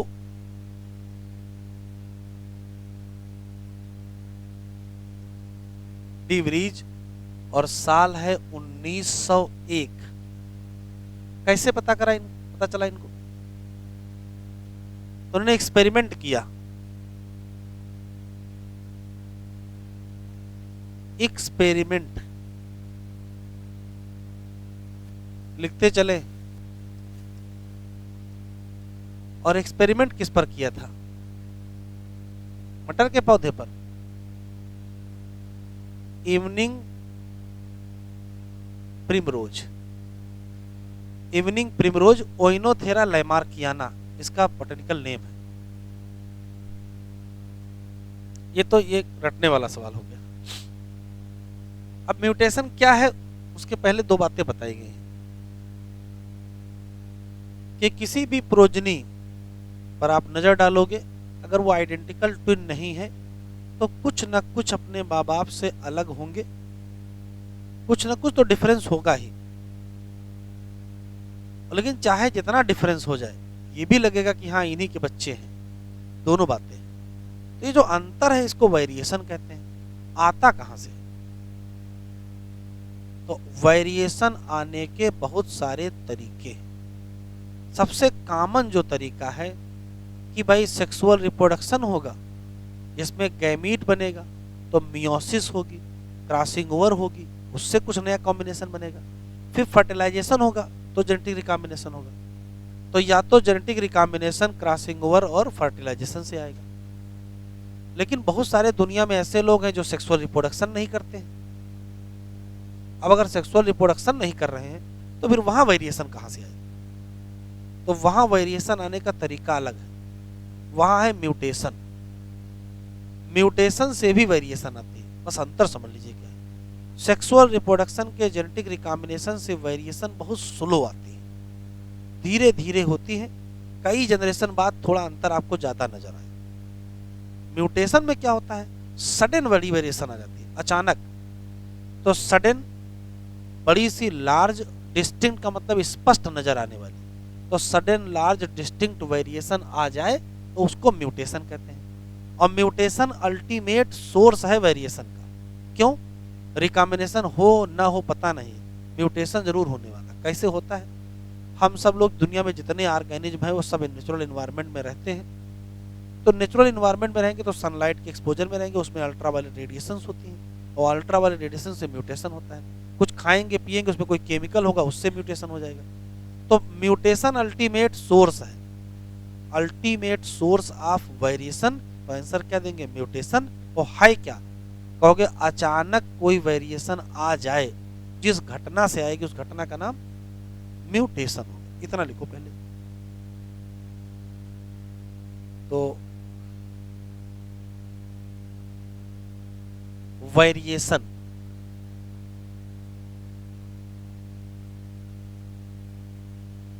बाई, तो इसके दो तरीके। एक है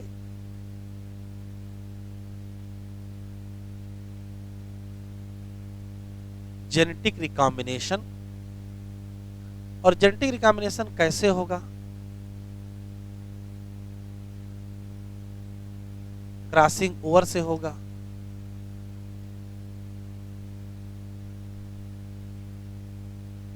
और फर्टिलाइजेशन से होगा।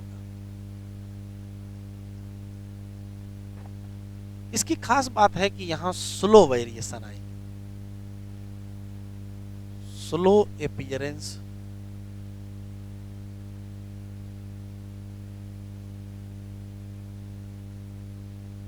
अभी हम आगे इवोल्यूशन पढ़ेंगे और इवोल्यूशन में जो डार्विन वाली वेरिएशन है, डार्विन इन्हीं वेरिएशन की बात करते हैं। लेकिन दूसरा तरीका है म्यूटेशन। ये क्या है? Sudden appearance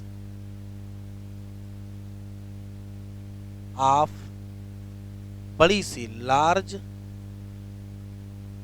distinct variation. बड़ी वेरिएशन हो, डिस्टिंक्ट का मतलब साफ साफ नजर आती हो, वेरिएशन तो वेरिएशन है। और ये फास्ट अपीयरेंस है, फास्ट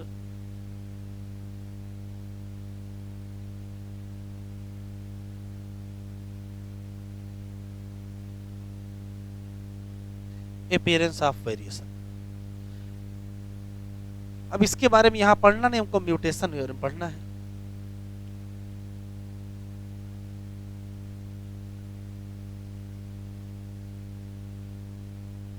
अब सवाल है कि म्यूटेशन कैसे करोगे, वेरिएशन कैसे आएगी।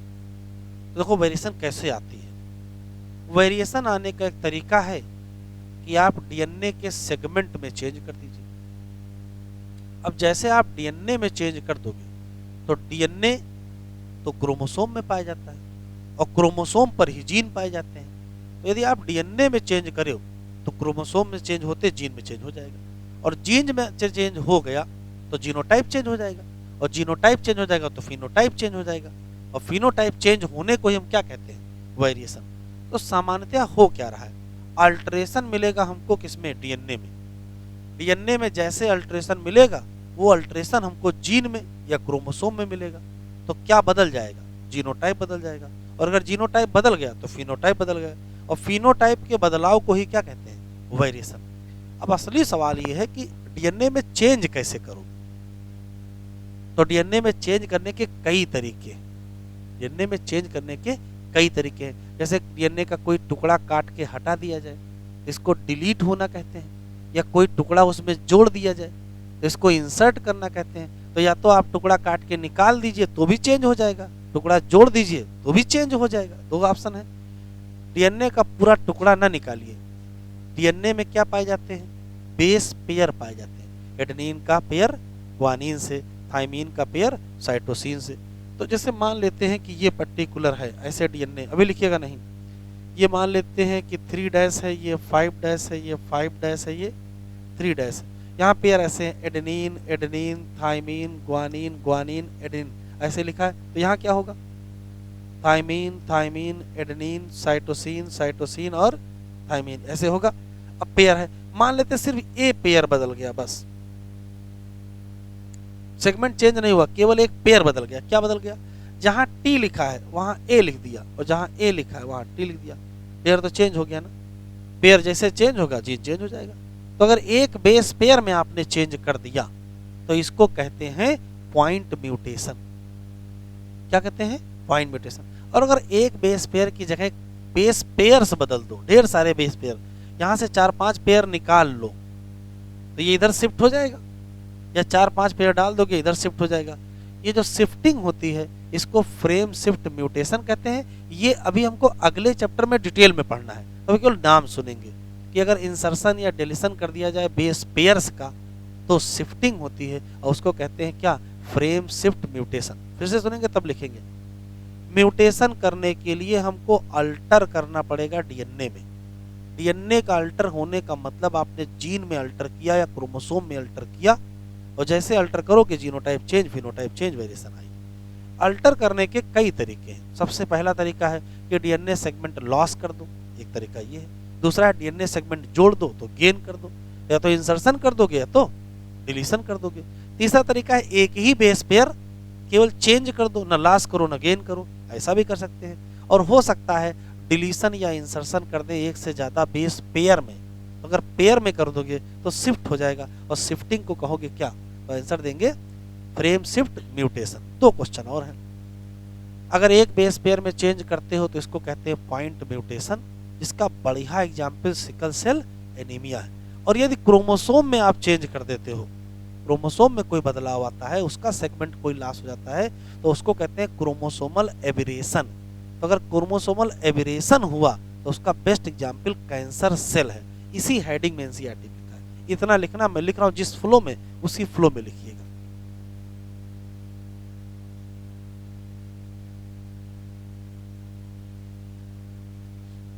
तो म्यूटेशन कैसे करेंगे, बाई अल्ट्रेशन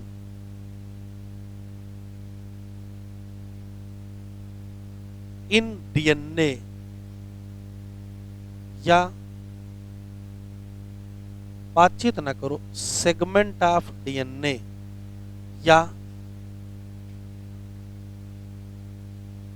क्रोमोसोम या जीन, बात तो एक ही है। चाहे डीएनए चेंज करो, चाहे सेगमेंट ऑफ डीएनए चेंज करो, चाहे जीन चेंज करो, चाहे क्रोमोसोम, बात तो एक ही है। रिजल्ट में क्या होगा, रिजल्ट ये होगा कि अल्टर कर जाएगा जीनोटाइप, और रिजल्ट में अल्टर कर जाएगा फिनोटाइप। और फिनोटाइप अल्टर होने को ही हम क्या बोलेंगे?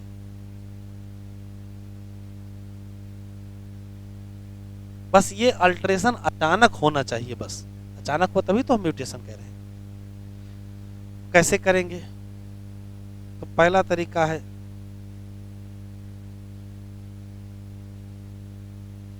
Loss of DNA segment. और अगर लॉस हो जाएगा तो क्या कहोगे इसको? डिलीशन कहोगे। दूसरा तरीका है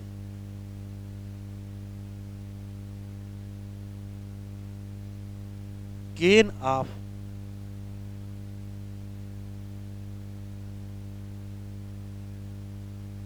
डीएनए सेगमेंट, इसे क्या कहोगे? इंसर्शन, या इसी का दूसरा नाम डुप्लीकेशन भी है। डिलीशन करो चाहे इंसर्शन करो, चेंज मिल जाएगा इन जीन ओवर। और अगर क्रोमोसोम में चेंज हुआ है तो इसको कहते हैं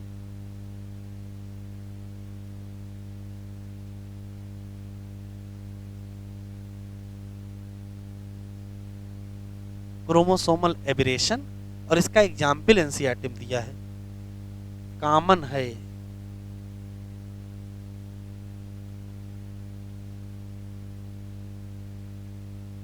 कैंसर सेल। तीसरा तरीका है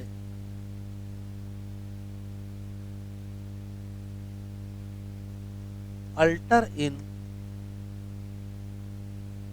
सिंगल बेस पेयर। अगर एक बेस पेयर, केवल एक बेस पेयर बदले तो क्या कहते हो इसको? इसको कहते हो पॉइंट म्यूटेशन। और इसका एग्जाम्पल न भूलिएगा, सिकल सेल,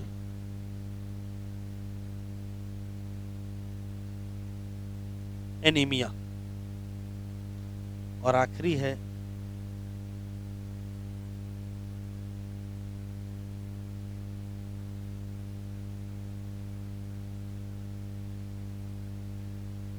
डिलीशन कर दो,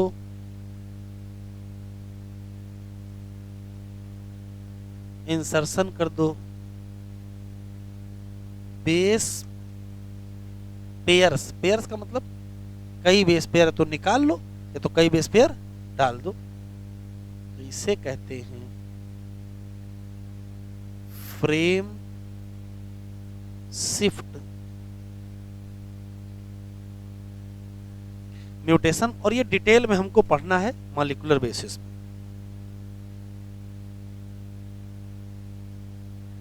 ये बताओ आखिर डीएनए में चेंज क्यों आएगा? पलट देते हैं, म्यूटेशन क्यों होगा? बात तो एक ही है। तो ऐसा कोई भी एजेंट जो अल्टरेशन ऑफ डीएनए कराए या म्यूटेशन करवा दे, उस एजेंट का नाम म्यूटाजेन होता है। एक बात, म्यूटाजेन दुनिया में दो टाइप के होते हैं, फिजिकल और केमिकल। फिजिकल का मतलब होता है कोई रेडिएशन अगर म्यूटेशन करा दे तो वो फिजिकल म्यूटाजेन। जैसे एक्सरे है, म्यूटेशन करा देगी, गामा रे है, म्यूटेशन करा देंगे, यूवी रे है, म्यूटेशन करा देंगे। तो अगर इन रेज से म्यूटेशन हो रहा है तो हम कहेंगे ये फिजिकल म्यूटाजेन के चक्कर में हो गया। लेकिन कुछ केमिकल भी हैं जो म्यूटेशन कराते हैं, जैसे EMS, इथाइल मीथेन सल्फोनेट, ठीक है, मस्टर्ड गैस, केमिस्ट्री में पढ़ाया गया होगा। ये दोनों केमिकल म्यूटाजेन। और भी बहुत सारे 5 मिथाइल ब्रोमोसिल भी एक क्या है, केमिकल म्यूटाजेन है। तो केमिकल म्यूटाजेन की बड़ी लंबी लिस्ट है। जो कुछ खाते पीते हैं उसमें कोई ना कोई केमिकल होता है, उसमें से हो सकता है कोई केमिकल म्यूटाजेन मिल जाए। तो यदि केमिकल ने म्यूटेशन कराया तो केमिकल म्यूटाजेन, और यदि रेडिएशन ने म्यूटेशन कराया तो फिजिकल म्यूटाजेन। यहाँ पर दिया हुआ है कौन सा? यूवी रेडिएशन किस में आएगा? यूवी रेडिएशन किस में आएगा? फिजिकल में। लिख लीजिए। Cause of mutation,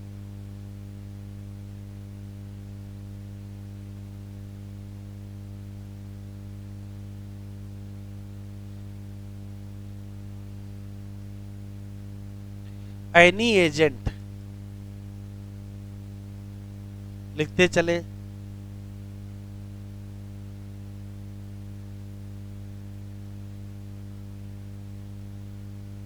that causes mutation called as mutagen. एक क्वेश्चन, और म्यूटाजेन दो प्रकार के होते हैं, फिजिकल म्यूटाजेन और केमिकल म्यूटाजेन।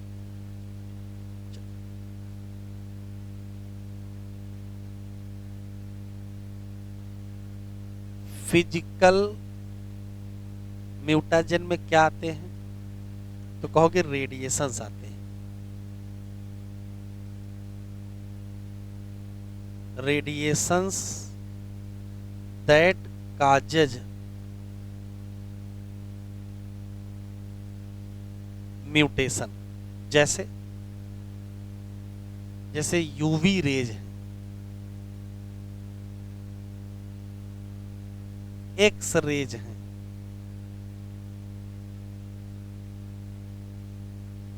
गामा रेज है, ये सब डीएनए को डैमेज करते हैं और डीएनए चेंज होगा, म्यूटेशन हो जाएगा। फिर आता है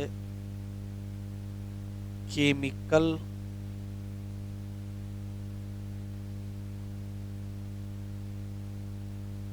म्यूटाजेन, इसमें से केमिकल्स होते हैं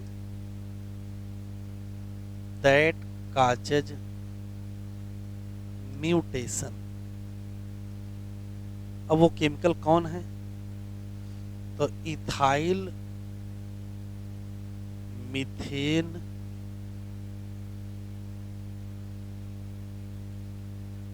सल्फोनेट,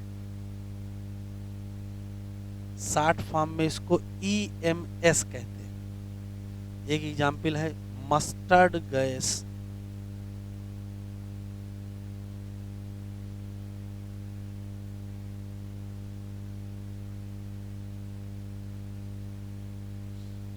फाइव ब्रोमोयूरेसिल,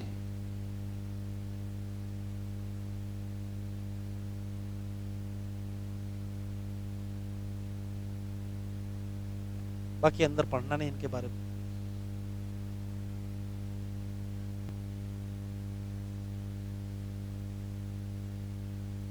बहुत है।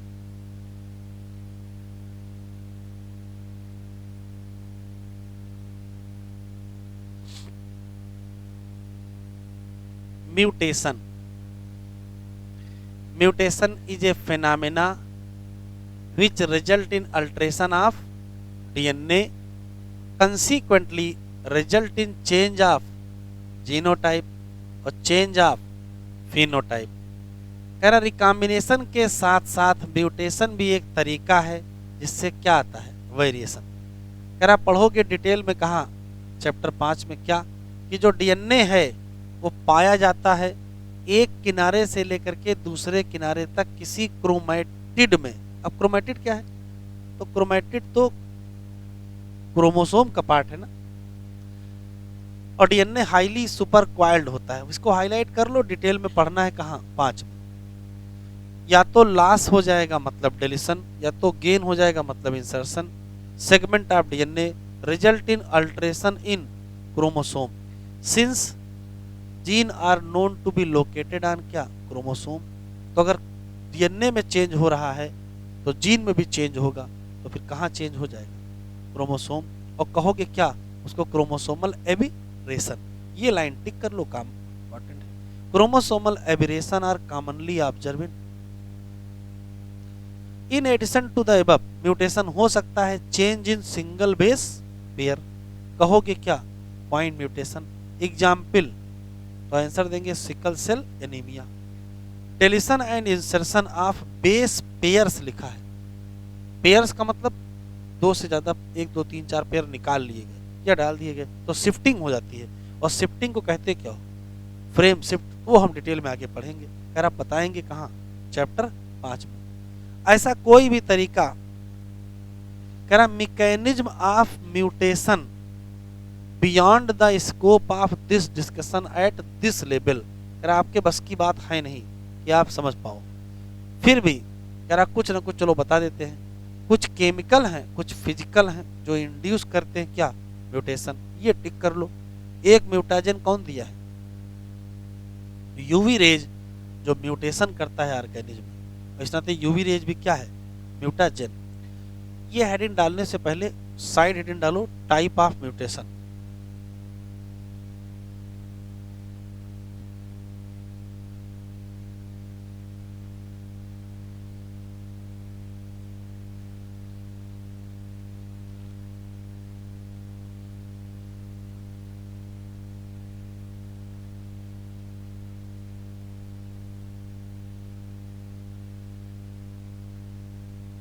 Type of mutation.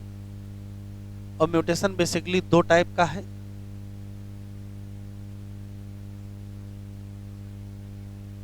एक है क्रोमोसोमल एबरेशन और एक है पॉइंट म्यूटेशन।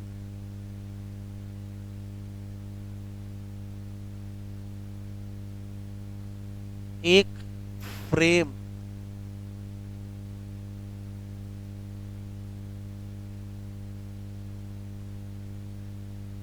Shift mutation. तो जो फ्रेम शिफ्ट म्यूटेशन, उसके बारे में तो काफी कुछ दिया है वहां, लेकिन ना तो क्रोमोसोमल एबरेशन में कुछ दिया है, ना ही पॉइंट में। तो इनके बारे में कुछ पढ़ लेते हैं। तो इसमें पहली हेडिंग डालेंगे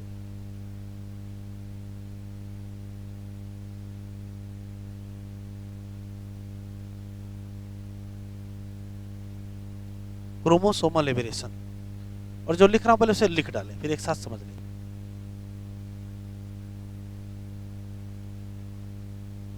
क्रोमोसोम में चेंज कई तरीके से आता है। जैसे क्रोमोसोम में यदि चेंज आया है तो उसको क्रोमोसोमल एबरेशन कहेंगे। पहला तरीका है डेलीशन। नाम ही से पता चल रहा है कि लॉस हो जाए सेगमेंट ऑफ क्रोमोसोम। देखो कैसे लॉस होगा। ये मान लेते हैं कोई क्रोमोसोम जिसमें A B C D E 5 gene बने हुए थे, किसी कारणवश इस जगह से क्रोमोसोम टूट गया तो 3 जीन इधर रह गए, 2 अलग हो गए। तो 2 जीन का क्या हो गया? लॉस हो गया। तो यदि टुकड़ा टूट के अलग हो जाए तो इसको हम लोग डिलीशन कहते हैं। बहुत सारे क्रोमोसोम में ऐसा हो सकता है। जैसे एक बीमारी है कैट क्राई। कैट क्राई एक डिजीज है और कैट क्राई डिजीज में 5वें क्रोमोसोम में डिलीशन हो जाता है। ठीक। फिर आता है इंसर्शन, मतलब है gain of segment of chromosome. अब कैसे गेन होगा देखो। तो ये एक होमोलॉगस क्रोमोसोम पेयर है। क्यों? जो जीन यहां लिखे वही जीन यहां लिखे। ठीक है। जैसे एक्स की पेयरिंग एक्स, ये होमोलॉगस पेयर है। अब हुआ क्या कि किसी एक पर्टिकुलर क्रोमोसोम में कोई टुकड़ा टूट गया और ये जाकर के अपने ही बगल वाले टुकड़े पे जुड़ गया। तो यहां तो हो गया डिलीशन, लेकिन यहां जुड़ गया तो क्या कहोगे? इंसर्शन। तो देखो यहां क्या हुआ, ए बी सी डी यहां तक तो पहले से ही था और फिर से सी डी लिखा है। इसका मतलब जीन डबल हो गए। तो जब जब इंसर्शन होता है तब तब डुप्लीकेशन हो जाता है। तो यहां तो हो गया डिलीशन, लेकिन यहां क्या मिल गया? इंसर्शन। और उसी का रिजल्ट क्या हुआ? डुप्लीकेशन। इसी नाते जहां जहां इंसर्शन लिखा होगा वहां वहां बस ये घटना किनके बीच होती है?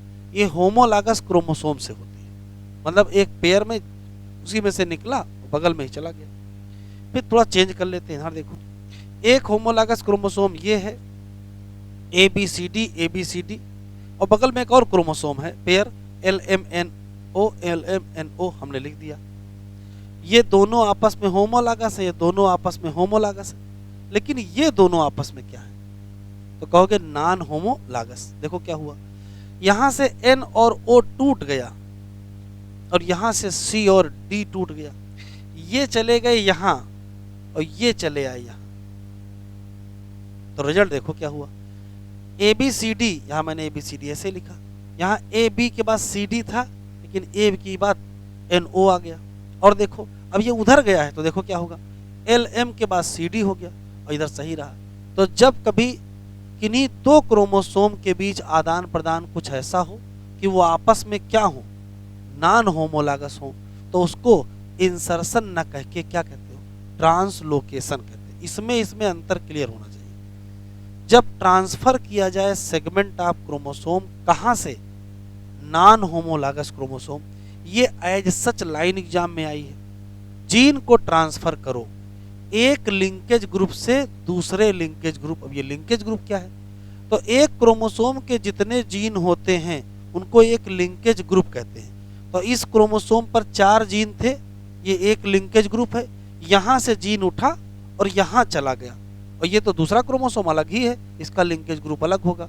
तो एक लिंकेज ग्रुप से दूसरे लिंकेज ग्रुप को जीन ट्रांसफर हो जाए तो उसी घटना को क्या कहते हो, ट्रांसलोकेशन। और ये तो आया हुआ क्वेश्चन है। एक और रह गया इसी में से, क्या नंबर हो गया था, C D, inversion.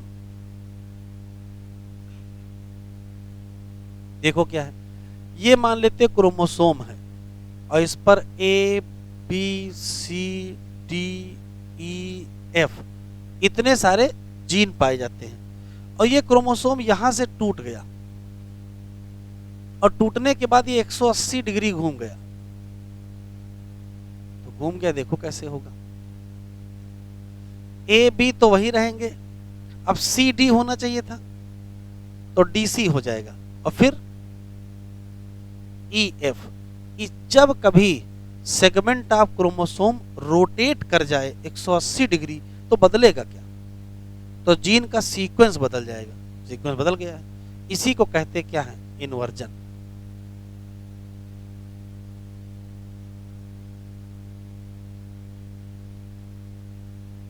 Segment of chromosome rotate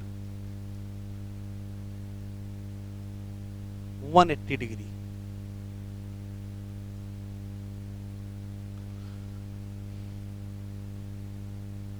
दूसरा है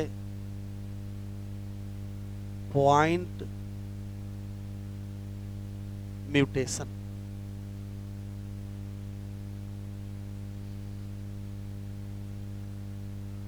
जितना आपको पता है कि चेंज हो जाता है किसमें,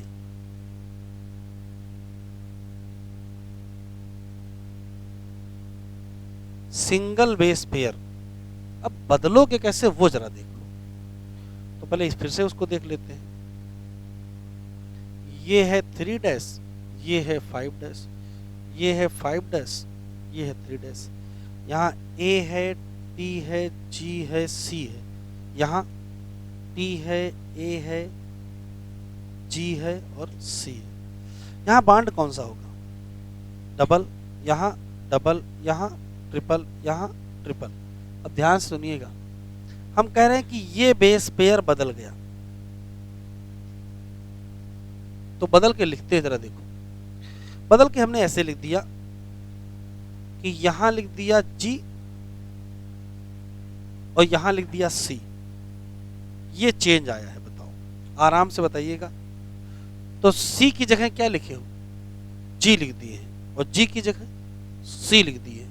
ये बताओ, प्यूरीन की जगह पिरिमिडीन लिखे हैं कि पिरिमिडीन की जगह प्यूरीन लिखे हैं, कि प्यूरीन की जगह प्यूरीन लिखे हैं और पिरिमिडीन की जगह पिरिमिडीन लिखे हैं। 4 ऑप्शन है,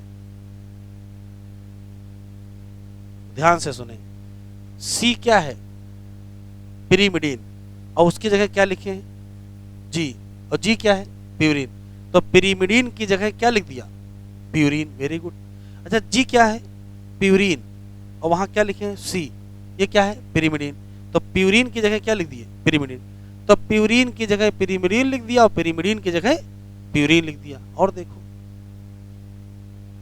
ए को हटा करके यहां जी लिख दिया जाए, तो ए क्या था, प्यूरीन, और जी भी क्या है, प्यूरीन। और टी को हटा के सी लिख दिया जाए, तो पिरिमिडीन की जगह पिरिमिडीन, तो प्यूरिन की जगह प्यूरिन ले आए, पिरिमिडीन की जगह पिरिमिडीन ले आए, और या वाइस वर्सा कर दिए। तो 4 ऑप्शन है। ये change in single base pair करोगे कैसे? तो कहोगे रिप्लेसमेंट करेंगे बेसेज का। अब रिप्लेसमेंट करोगे किससे?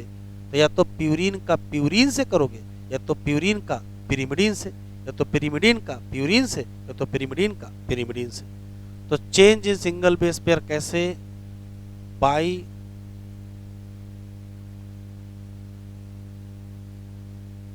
Replacement of base. अब रिप्लेसमेंट करोगे कैसे?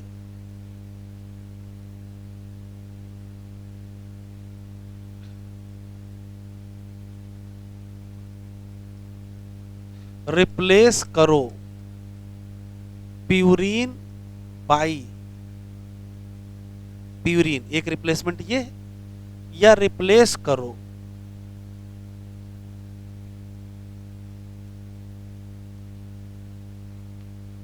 पिरिमिडीन बाई पिरिमिडीन, या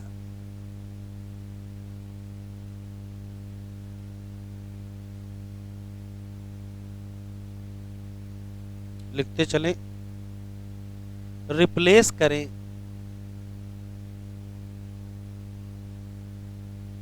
प्यूरिन बाई पिरिमिडीन। आखिरी रिप्लेस कर दें किसको? Pyrimidine by purine. ये 4 ऑप्शन तो है। अगर प्यूरिन का प्यूरिन से रिप्लेसमेंट हुआ है तो इसको ट्रांजिशन कहते हैं। क्या कहते हैं? ट्रांजिशन। और अगर प्यूरिन का पिरिमिडीन से या पिरिमिडीन का प्यूरिन से, तो इसे ट्रांस वर्जन कहते हैं।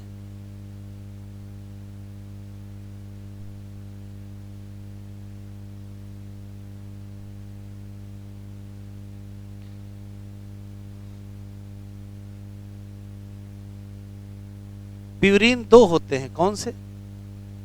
एडेनिन और ग्वानिन। और पिरिमिडीन भी 2 होते हैं, थाइमीन और साइटोसिन। यूरेसिल क्यों नहीं कह रहे हैं? क्योंकि डीएनए पढ़ रहे हैं, बेस पेयर में चेंज करना है तो डीएनए पढ़ रहे हैं। अब जरा बताओ, ये बताओ एडेनिन की जगह ग्वानिन लिख दें तो? बताते चलो आराम से, ट्रांजिशन है कि ट्रांसवर्जन? तो भाई एडेनिन प्यूरिन है, ग्वानिन भी प्यूरिन है। अच्छा, थाइमीन की जगह साइटोसिन लिख दें तो ये पिरिमिडीन है, ये पिरिमिडीन है, अभी भी क्या है? ट्रांजिशन। अच्छा, एडेनिन की जगह थाइमीन लिख दें है, तो ये प्यूरिन, ये पिरिमिडीन। और थाइमीन की जगह एडेनिन लिख दें तो वही बात है, ट्रांसवर्जन। अच्छा, ग्वानिन की जगह साइटोसिन लिख दें, ग्वानिन की जगह साइटोसिन, तो ये प्यूरिन है, ये पिरिमिडीन, क्या है? ट्रांसवर्जन। और साइटोसिन की जगह ग्वानिन लिख दें, क्या है? ट्रांसवर्जन। अच्छा, ग्वानिन की जगह थाइमीन लिख दें है, ये प्यूरिन, ये पिरिमिडीन, ट्रांसवर्जन। और थाइमीन की जगह ग्वानिन लिख दें तो भी ट्रांसवर्जन।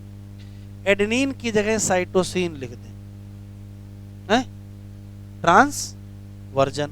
और साइटोसिन की जगह एडेनिन लिख दें, ट्रांसवर्जन। बताओ ये क्या है?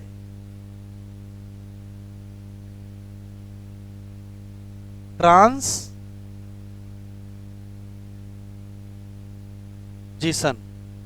अच्छा, ये क्या है? ट्रांसवर्जन। अच्छा, ये क्या है?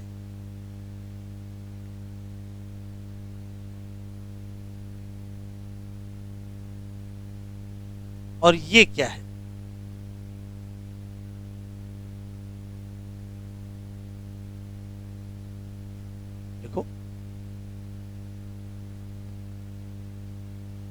अरे कल कल कल का पीडीएफ देखे नहीं, वो लग रहा है, अभी देख लेना। हेडिंग डाले जेनेटिक डिसऑर्डर।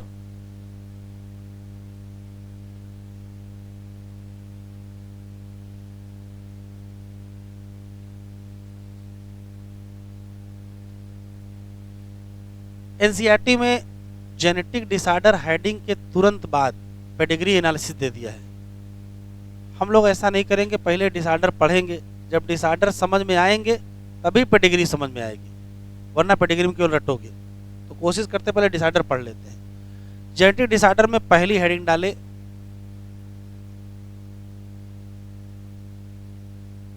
Autosomal disorder. सुनते चलेंगे, लिखते चलेंगे, सब रटना है। ऐसा कोई भी डिसऑर्डर, बातचीत ना करें, ऐसा कोई भी डिसऑर्डर जिसका जीन ऑटोसोम पर पाया जाए, उस डिसऑर्डर का नाम ऑटोसोम डिसऑर्डर। जैसे जैसे याद रखना है, सिकल सेल एनीमिया का जीन किस क्रोमोसोम पर है, 11वें ऑटोसोम हो गया। थैलासीमिया का 11वें 16वां फिर ऑटोसोम हो गया।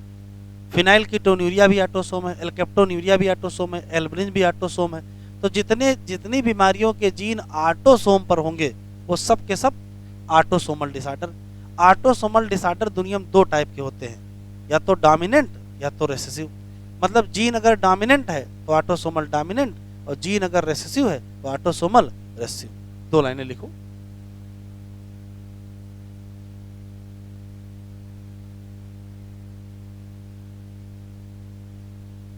जीन फॉर दीज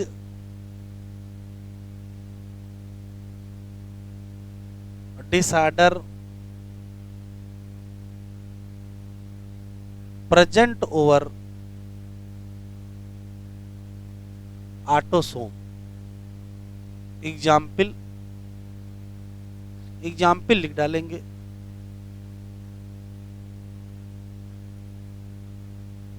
एग्जाम्पल है sickle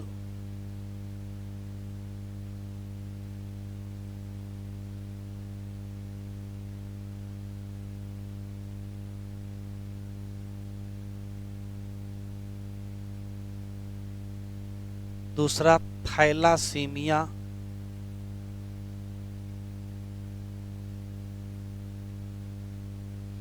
phenyl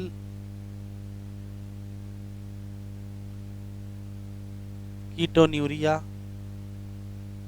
एल्केप्टोन्यूरिया, albinism,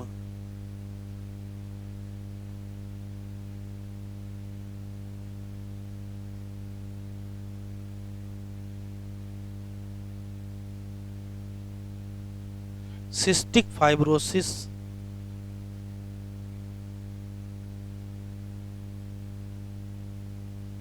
myotonic dystrophy. इसमें से यहां से लेकर के यहां तक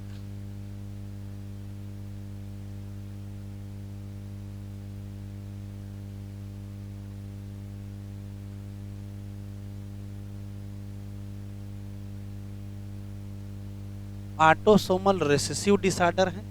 ये अकेला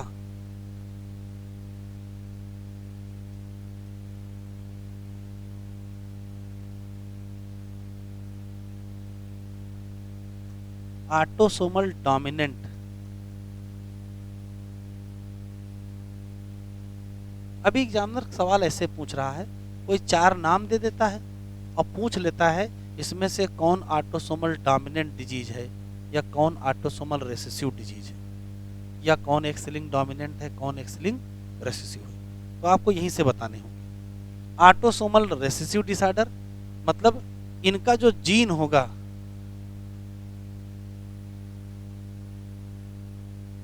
gene of disease are recessive. और यहां क्या होगा,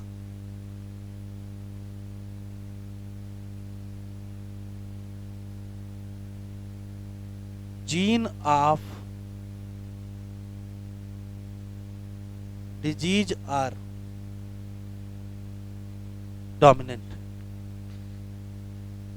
जीन रेसेसिव है और ऑटोसोम पर है तो ऑटोसोमल रेसेसिव, जीन डोमिनेंट है ऑटोसोम पर है तो ऑटोसोमल डोमिनेंट। ये एनसीईआरटी में दिया हुआ है, ये भी दिया है, ये भी दिया है, ये भी दिया है, मतलब 1 2 3 तो हमको डिटेल में पढ़ने हैं। ये हेडिंग अलग अलग दे दिया है एनसीईआरटी ने।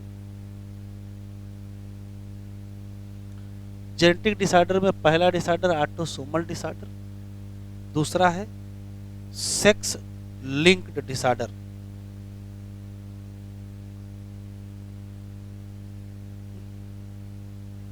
ऑटोसोमल डिजीज का ऑटो इम्यून से कोई लेना देना नहीं, दोनों ऑटो से नहीं आती है। हाँ मतलब उससे मत जोड़ दीजिए।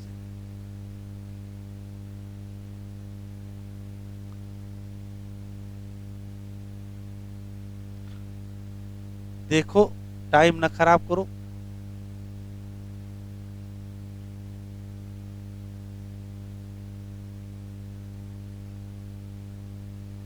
सेक्स लिंक्ड डिसऑर्डर, एक लाइन का कॉन्सेप्ट, ऐसी कोई भी बीमारी जिससे जुड़ा हुआ जीन सेक्स क्रोमोसोम पर पाया जाए, मतलब या तो एक्स पर या तो वाई पर। जैसे ही सेक्स क्रोमोसोम पर पाया जाएगा वैसे उसका नाम सेक्स लिंक्ड डिसऑर्डर हो जाएगा। अब सेक्स क्रोमोसोम चूंकि दुनिया में 2 हैं, एक एक्स है एक वाई है, इसी नाते जो सेक्स लिंक्ड डिजीज होती है या करेक्टर होते हैं वो 2 होते हैं, एक होता है वाई लिंक्ड, एक होता है एक्स। भाई अगर जीन वाई क्रोमोसोम पर है तो उसको वाई लिंक्ड कहोगे, और अगर एक्स क्रोमोसोम पर है तो एक्स लिंक कहोगे। लिख लो, gene for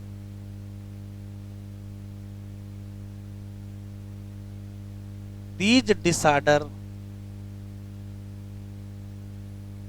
present over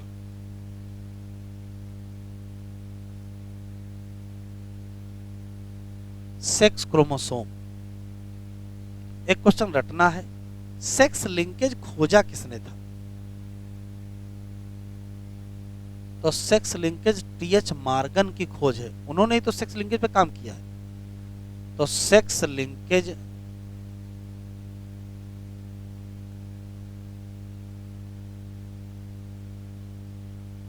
discover by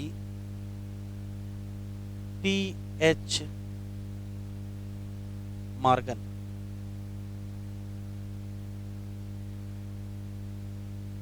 पहला वाई लिंक्ड कैरेक्टर,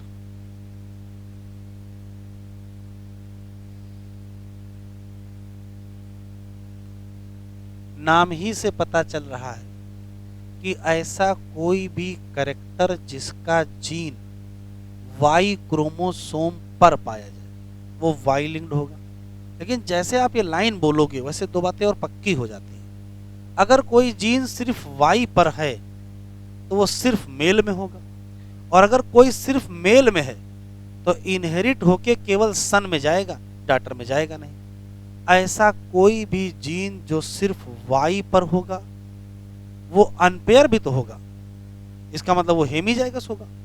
ऐसा कोई भी जीन जो केवल मेल में पाया जाएगा और मेल से केवल सन में जाएगा, डॉटर में नहीं जाएगा, इस जीन के लिए एक टर्म है, इसको कहते हैं होलैंड्रिक जीन। इसका एक एग्जाम्पल याद रखना है, मेल में ईयर पर हेयर होते हैं, तो ईयर पर जो हेयर होते हैं इसको कहते हैं हाइपर ट्राइकोसिस इन ईयर। ये सिर्फ इसमें होती है मेल में, क्यों? क्योंकि इसका जीन कहाँ है? Y chromosome. लिखो,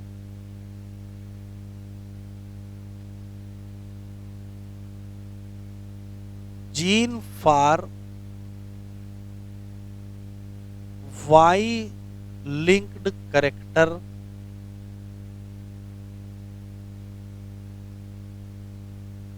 present over only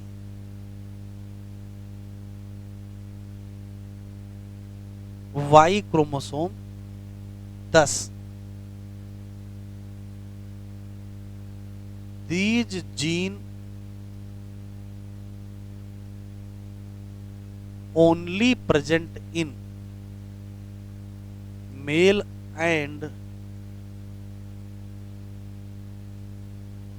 inherit from male to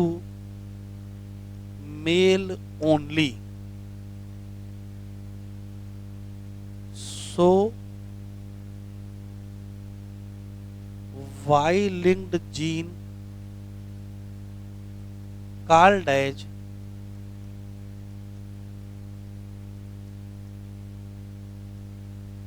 holandric gene, और ये होते हैं अनपेयर जीन। एग्जाम्पल,